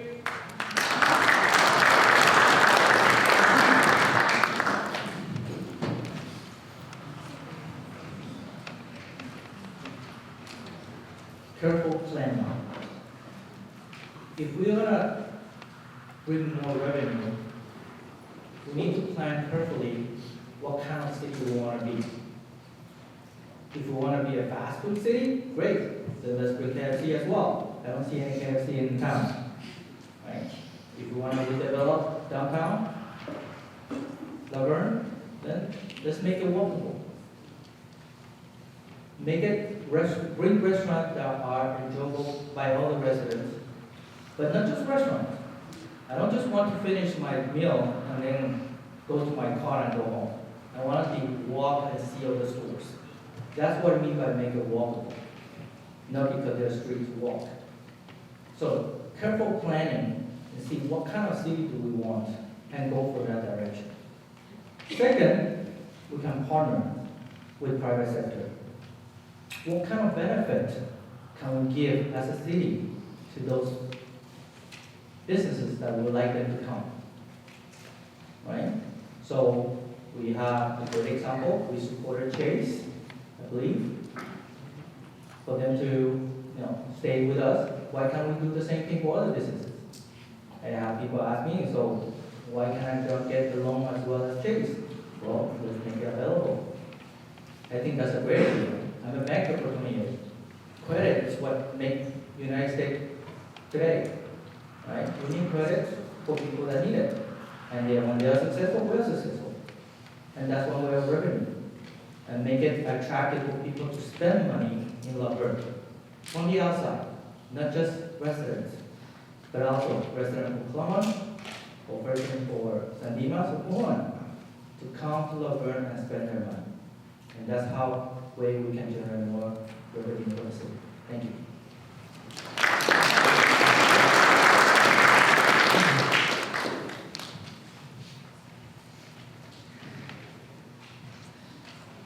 We have one of the greatest opportunities coming right now. And I believe our council candidates have missed the mark, where we have the gold line coming. And with the gold line, building up the area around there, showing our shops, making sure that we are advertising what Laverne is. That's going to be our key mark, and we have to have that opportunity and make sure that we don't miss it. That direct planning with that gold line coming through, we have to make sure that we are well developed, exciting, and make sure we have that small town businesses that really treat our families well. We need to make sure that we are promoting all of our residents. We need to shop Laverne. We have a great chamber of commerce, and we need to make sure that we are keeping our money in Laverne rather than taking it to Claremont or taking it to San Dimas. We need to make sure and keep it here, because that's where we're going to keep our city growing. And by doing that is making sure that we're advertising our businesses, making sure that we're promoting our local businesses rather than going out to the other place around. And with the gold line, we need to make sure we do it right, because we won't get a second chance. We need to make sure the planning on it is successful, and it's all about Laverne, and that's what we plan to do. Thank you.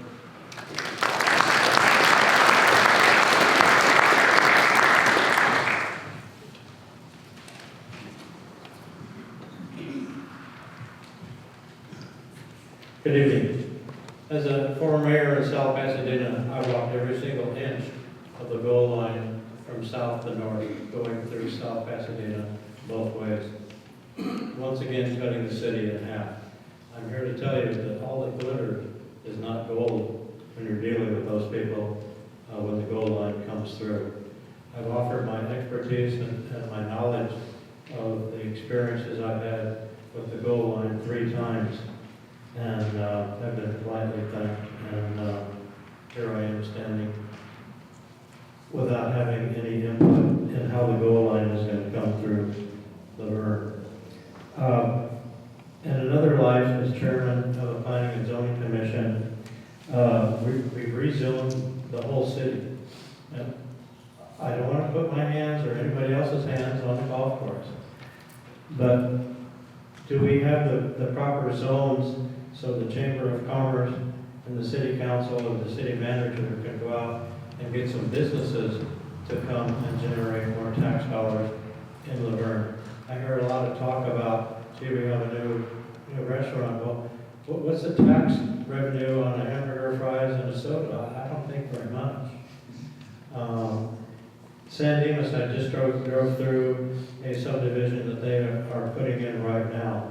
I understand some of the foothills are hands off, but they have put in, how many, 30 seconds?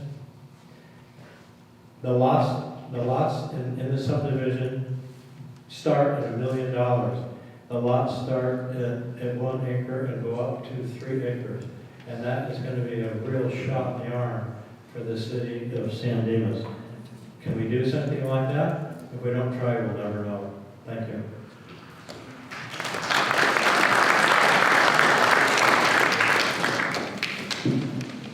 Okay, so next up we have Connie. Does Connie still want to ask a question? No? Okay. Pat and Georgine Ballard? No. No? Okay. Barbara Stockton? Going once? Okay. Jeff Megna? Okay, and first up will be Jeremy to answer. And candidates, there's been an executive decision. We're going to go with 1 minute to try to get through a little bit more on the questions. So it's going to be a 1 minute limit. And again, starting with Jeremy.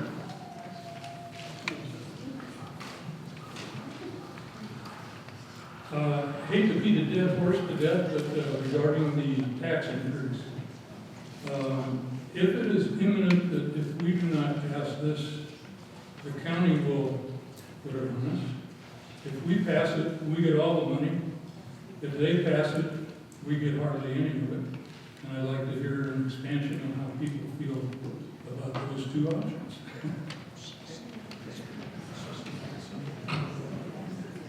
Actually, hold on. I'm going to use the moderator's discretion. We have asked and answered that question, so we're going to move on to the next one. We have Arthur Zavala. Okay. And also another just request from the board. If you have seen value in this forum, I think it was mentioned when they kicked it off, they do have to rent space. So as you leave for exits, if you could drop a few bucks here and there so that they can continue forums like this. I believe they did mention that they are hosting a mayor's forum in a few weeks. So they had asked me to announce that as some of you are, in fact, starting to walk out. So the next one would be Cindy Barton. Cindy. Okay. Fred Foss. And then the next one will be Kevin Cullinge. Is Kevin still here? Okay. Where did Fred go? Oh, okay. Just so you know, after Fred, then we will proceed with closing statements.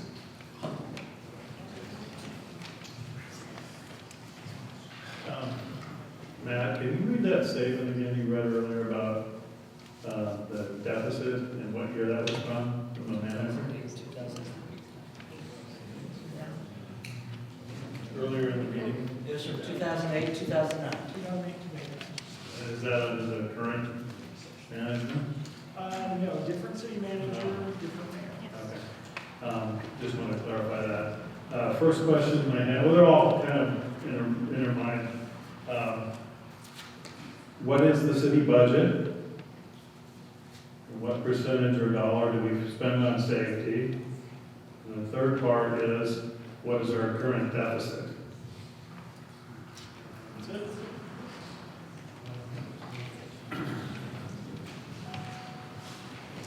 That's a hard one. I think the current budget, if I'm not mistaken, are you talking about general funds? Total. Just total? Total, I believe it to be 32 million, I think. And then I believe spent on safety, I think that's a bit over 50%. I think it's 53%. And then what was the third question? Oh, deficit 613,000, somewhere around there. 600,000. All right, thank you. It's too high.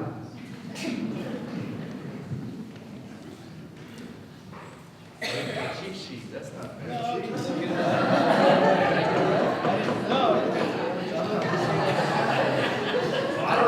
shouldn't be allowed to answer, it's not fair. What? Oh, yeah.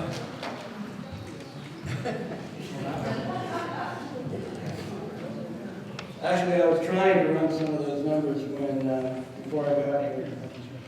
But, I'll be honest with you.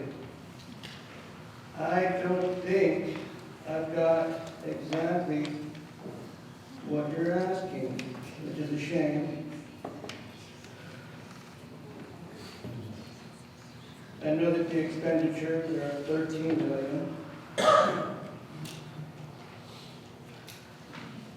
Revenues expected 55,922,000. Again, I don't know for sure if I'm accurate on these. I know that when it comes to the budget, all we have to do is just look at it correctly, and some of us are going to have to look at it a little bit better. I'm one of them, I'll admit it. But irregardless,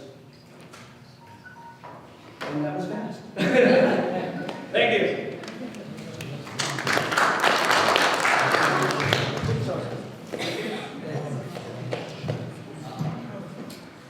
Like many others, I don't have the specific numbers, and I believe from my last research, there's no budget for this year yet.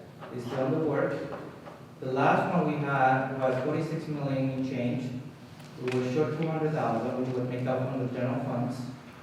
And that's the shortage from last time. We'll have to see until we finalize the numbers, and we'll be what will be the new numbers. Thank you.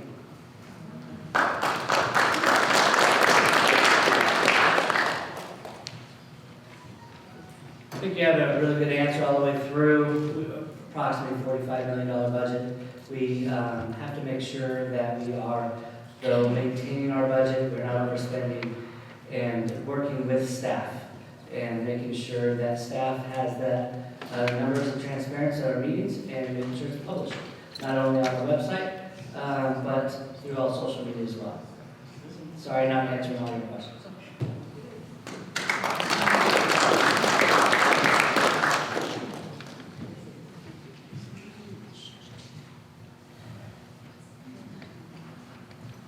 Open and transparent, Wally Emery does not have those numbers memorized. However, it is not unusual for any municipality, city, county, or state not to have public safety, the most important product any municipality can deliver to everybody that lives, works, and plays, whether it be in Laverne, another city, county, or state, to be on the plus side of the high 60% to maybe even the 70% of a municipal budget. That's just a fact. Thank you.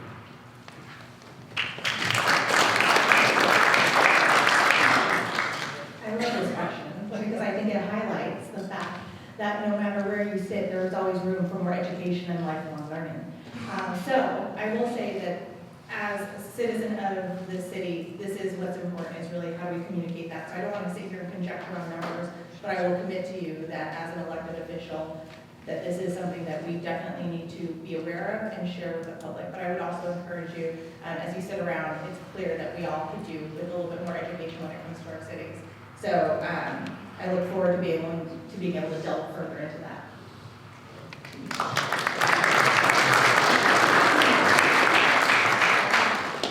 Okay, so as we go into closing statements, I just wanted to thank all of you for coming out on Monday night.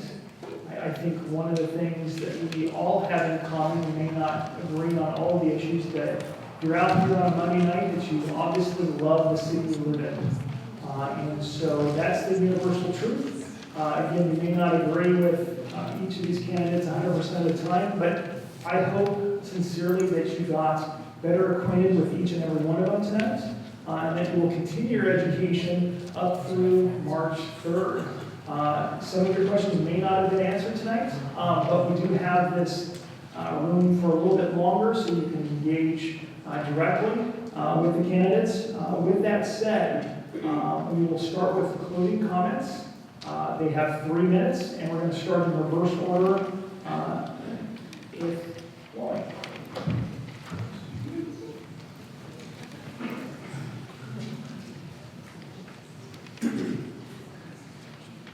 Thank you again, everybody, for being here on Monday night. It's a good thing there's no Monday night football. We can talk to all the Fridays and whatever. Again, I will bring 30 years of municipal service, open, transparent government to the dais. The seat that I occupy is not going to be my seat. It's going to be belonging to y'all. If you want to talk to me, I'll have open office hours for you to come visit with me. Share the good, the bad, the ugly, whatever it is. This will be closed, these will be open. I pledge that to everybody. Lastly, public service is the most important product any municipality can deliver to its citizens. We've talked a lot about budgets, we've talked a lot about the fire and the police, but there's other people here that are the glue that holds this city together, and that's you folks. It's the staff at City Hall. It's the people that mow the grass in our parks. All of those people are part of the conglomeration that makes Laverne a city. I was raised in South Pasadena, 1888. Old town philosophy. I chose to come here to Laverne. I see Laverne has those same philosophies. I like the old town. We love to go down there and have a yogurt or a dinner and walk up and down the streets, and occasionally visit with young folks that are at the university. I like the fact that Laverne does work hand in hand with the university. I think that brings the spirit of the youth into the community. And without the youth of the community, we're just not going to have a place to be. So when you go out to vote, please consider me as one of your votes for a city council member. Lastly, everybody that votes in Laverne is going to have an opportunity to A, go down the same road that we've been on for 6-8 years, or open up, reach out to the neighbors, and have an open, transparent city hall. It's up to everybody that votes. Same old stuff, fresh and new. Thank you again for your time.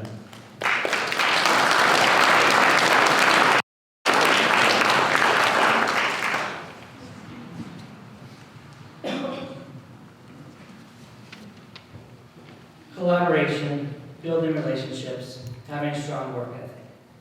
That's what I've been for the last 23 years as a public servant, as an educator.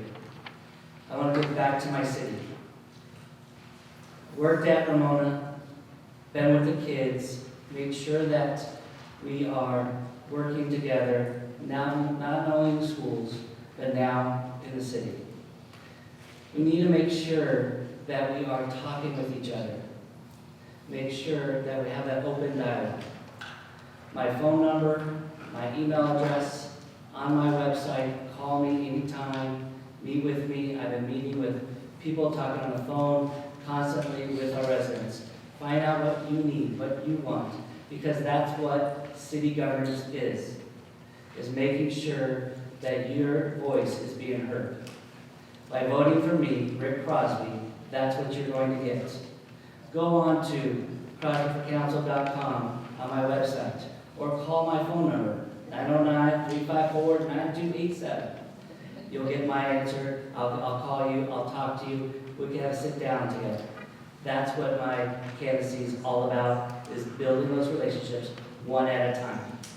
I have a meet and greet this Friday at Lisa Borchard's house. Get the flyer back on the table. If you want to sit back with me a little longer, we can do that too.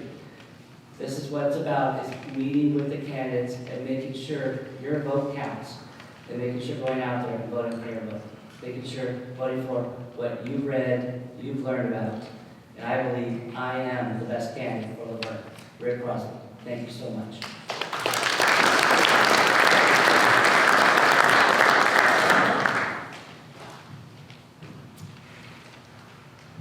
I'm not good with complicated or fancy words. I didn't work on my opening speech, so I'll make it simple. And that's what I do all my life. Keep things simple, simplify the efficiency of the city, simplify the communication with the citizens. Right? We don't need to hide the document within the website. We can make it easier to navigate. Right? Open the communication, open dialogue. Like any other candidate has said, we can be reached, talk to, and discuss any issue that you might have. To be sure, I have people that have tried to contact me through Facebook, but I have no way to respond if your Facebook page is blocked. But let us know your questions, and allow us to answer as well. Any questions that you might have, so we can answer the questions that you might have for many years, or even questions that you might have about the other candidates, about other people, about the city. We might not have, like I said, the perfect answer. There's no perfect answer. There's always a balance. You have to give and take, and I hope that I can earn your votes. And see you at March 3rd. Thank you.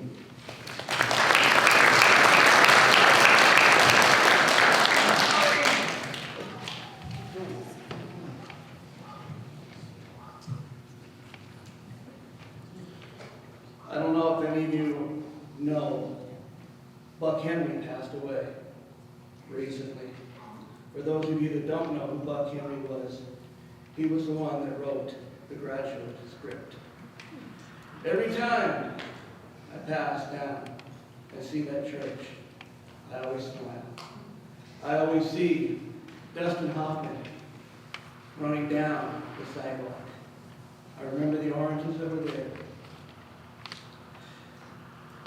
I would love to help the city of Laverne, but I know I cannot do it alone. As we've stated, as I've stated, it will take the power of 3 to make the changes that need to be done. I am sticking to a budget this year. You will not see me putting up any yard signs. You will not see me putting up any flyers. I'll go door to door. I'll talk to you. I have no problem.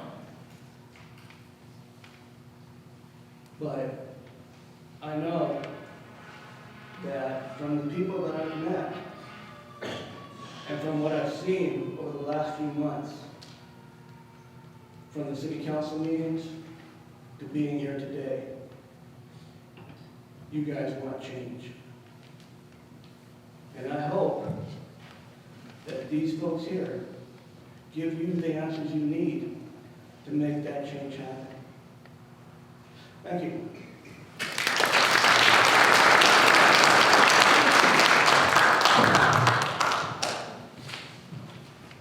Well, I'd like to thank you all again for having me. I enjoyed this. It's been nerve-wracking at first. A lot of people were here. But I guess at the end of the day, I'd like to say I'm a different candidate. I want to serve the city of Laverne. I want to serve my community. I like Laverne. I believe it to be one of the best communities in the area. And at the end of the day, why not? Let's go do something different. Let's offer a fresh new perspective on local government. Let's carry out policy that correlates with your guys' wills and needs. Let's make a change happen in Laverne for the better. We've been doing the same thing for the past 20 years. And look where that has us. We have a huge deficit. Our fire department's failing. We're not spending money right. Why don't we change it? Why don't we go ahead and initiate some sort of change and have an active local government take a leadership role? Have them actually discuss things with the community. Have them abide by your guys' needs. Have them abide by your guys' thoughts and opinions. That's what I based my candidacy on. I wanted to know what the city of Laverne thought. I met with every department head. I met with every local business owner in the whole area. I've met with a lot of residents. I just want to get a better idea of how things operate here, how we can go about it, how we can make a change for the better. And I believe I can do that. I've served in government for a few years now, and I've seen how inconsistent it is, how bureaucratic, how slow. Let's get rid of that mindset. Let's do something different, something fresh, something new. Let's initiate a change for the better. Our businesses need better. Our community needs better. Our people need better. Simple changes, more transparency, a well-spent budget, less lawsuits. Let's do something, let's change, and let's initiate some sort of equality in this community. Like we already have. We have the small town feel. We have a tightly knit community that's interwoven, whether it be our small businesses or our local government. But we can improve that. With the right steps and the right measures, we can initiate so much change. There's so much possibility here. And we're straight losing it. Sierra Laverne, for example, we just saw this, the city did nothing. We had this beautiful land, and we knew it was in financial distress. That was actually one of my first jobs. I worked for Sierra Laverne when I was about 15 years old. Everyone knew it was in financial distress. But the local community, local government didn't do anything about it. We see Chase get an $80,000 loan, but they can't help Sierra Laverne. I know it's private industry, it's private business, but why didn't they take more precautionary measures? Why didn't they enact a change? It's because they didn't listen to the people's opinions. Same thing with the fire department. Like I said earlier, I've never heard a single bad thing about the fire from the residents' mouth. Ever. Never, ever. But yeah, the city had to pay out $5.5 million of your taxpayer money. That's so much. We should stop with these inconsistencies. We should actually make a change for the better and help Laverne with change. Thank you.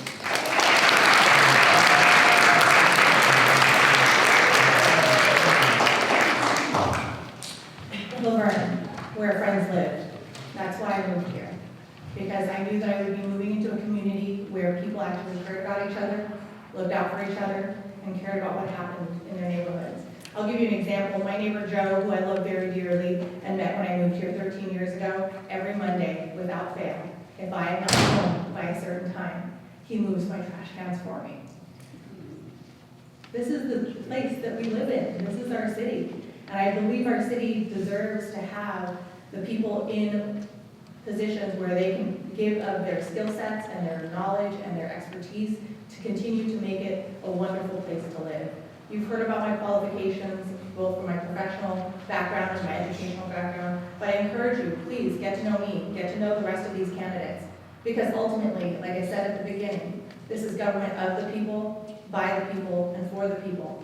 And that requires you to take an active role. And I am so thankful that so many of you have hung out this late tonight on a Monday to hear us speak and to hear our opinions and our perspectives.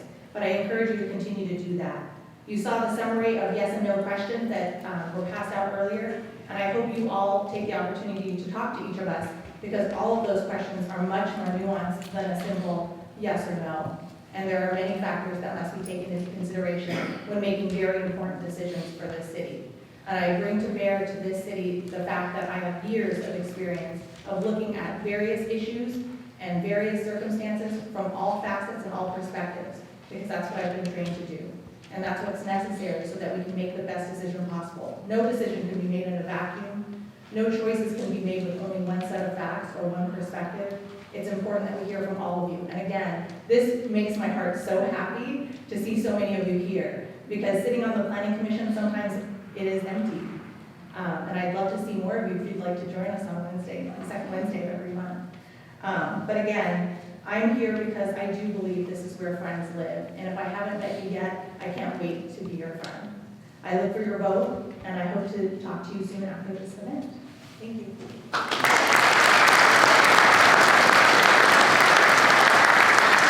Okay, so before we get on the leave, the founder of L.V3C is going to offer an extra question. Also, we didn't think the candidates got their 10,000 steps in with walking back and forth to the podium. So you still need to get some steps. I'm going to bring up Rick Bowen.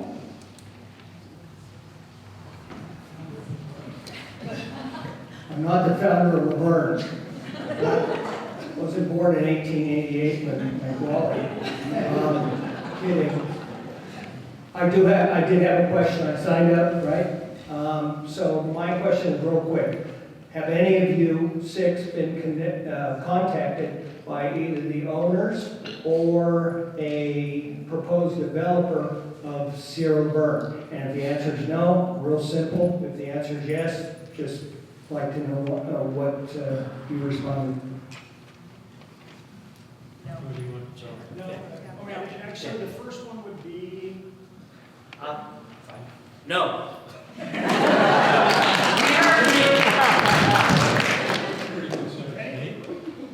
No, Ken. Oh. No. Nope. Yes, no.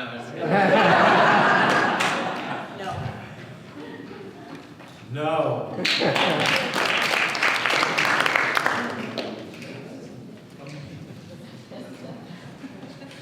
Thank you again, and one more donation ask I've been asked. As you leave tonight, if you could drop a few bucks if you have it, it would just signify your thanks to LV3C for putting on this farm. Thank you. Oh, no, I'm sorry, that's right.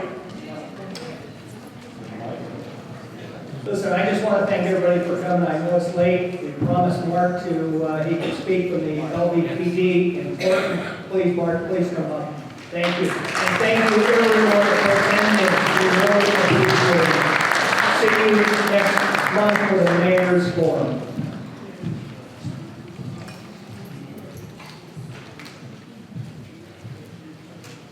Hi folks, thank you so much for sticking around. I'll keep it as short as I can.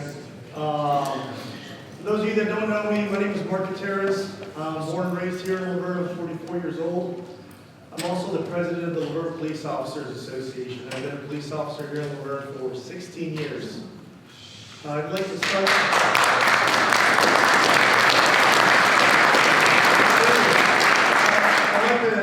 Start off by giving a big thank you to L.V3C for hosting this event, and also St. John's for providing the venue, so thank you for that. We can get a round of applause. I'm going to try to keep this really simple. We are taking as much as we can in this campaign, and when I say we, the Laverne Police Officers Association. I don't only speak to you as a cop, I speak to you as your neighbor. I still live here, and I raised my kids here, and I'm proud to say I have a 5-month-old grandson that's here, so the legacy moves on, you know.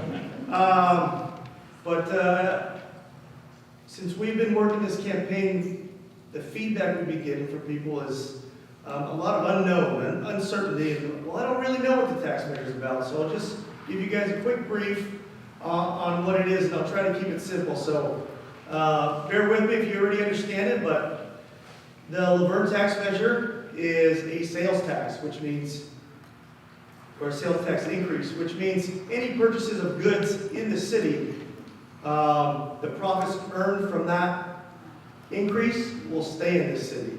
So our neighboring cities like Pasadena, Arcadia, Monrovia, Covina, they've already increased their taxes to 10 1/4. It's very safe to say, I don't think anyone here wants to hear increased taxes. but I stand up here before you to express how important it is for this city. Obviously, spending and budget and the lack of funds in this city was a huge topic tonight. I can vouch firsthand over the last 10 years, the cuts that I've seen, and I'll only speak for the police department because that's who I'm here representing, but it's been nothing but cuts and cuts and cuts. And I will tell you, our officers that we have here, including me, we love working here. Anybody see that ring video the other day? Yeah, okay. I don't know if you saw the G-rated version or the other version, but, you know, obviously there was some high energy that was involved in that call. But I will tell all of you folks, that is how we treat every call, as serious as it can be. Whether it be going to just help somebody with something simple or something as extreme as what was displayed on that video the other day.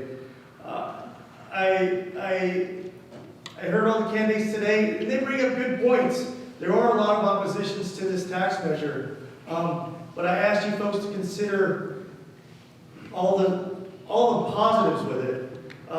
Yeah, does it go to the general fund? It does, but the council is already committed to where the majority of those funds need to go, and it's to protect your public safety and all your employees here in this city. Those cops that you have here with that high energy, we want to keep those guys here. And I'll tell you what, we are hanging on by a thread. We really are. And if there's any more cuts that need to be made, I don't want to see any of these good people leave. I ask you guys, for every $100 you spend here in town, it's 75 extra cents. And really, where it's going to go to, all of it will stay here in town. So with that, I won't keep any more of your time. If you guys have any questions, you can ask me after. We also have a website and social media, securelaverne.com. Secure Laverne. It should answer any of your questions you might have. If you have any, please hit me up after. I'll be here for a little bit. So thank you so much for your time.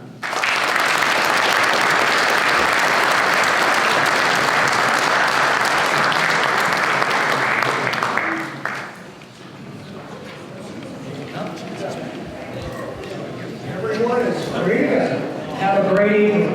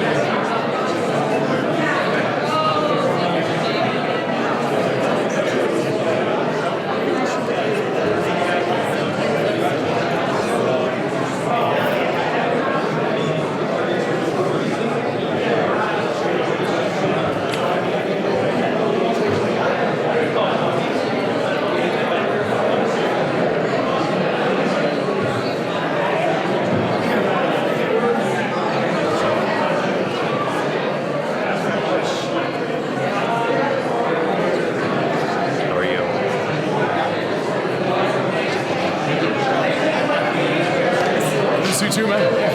Sorry, I had like SARS and stuff.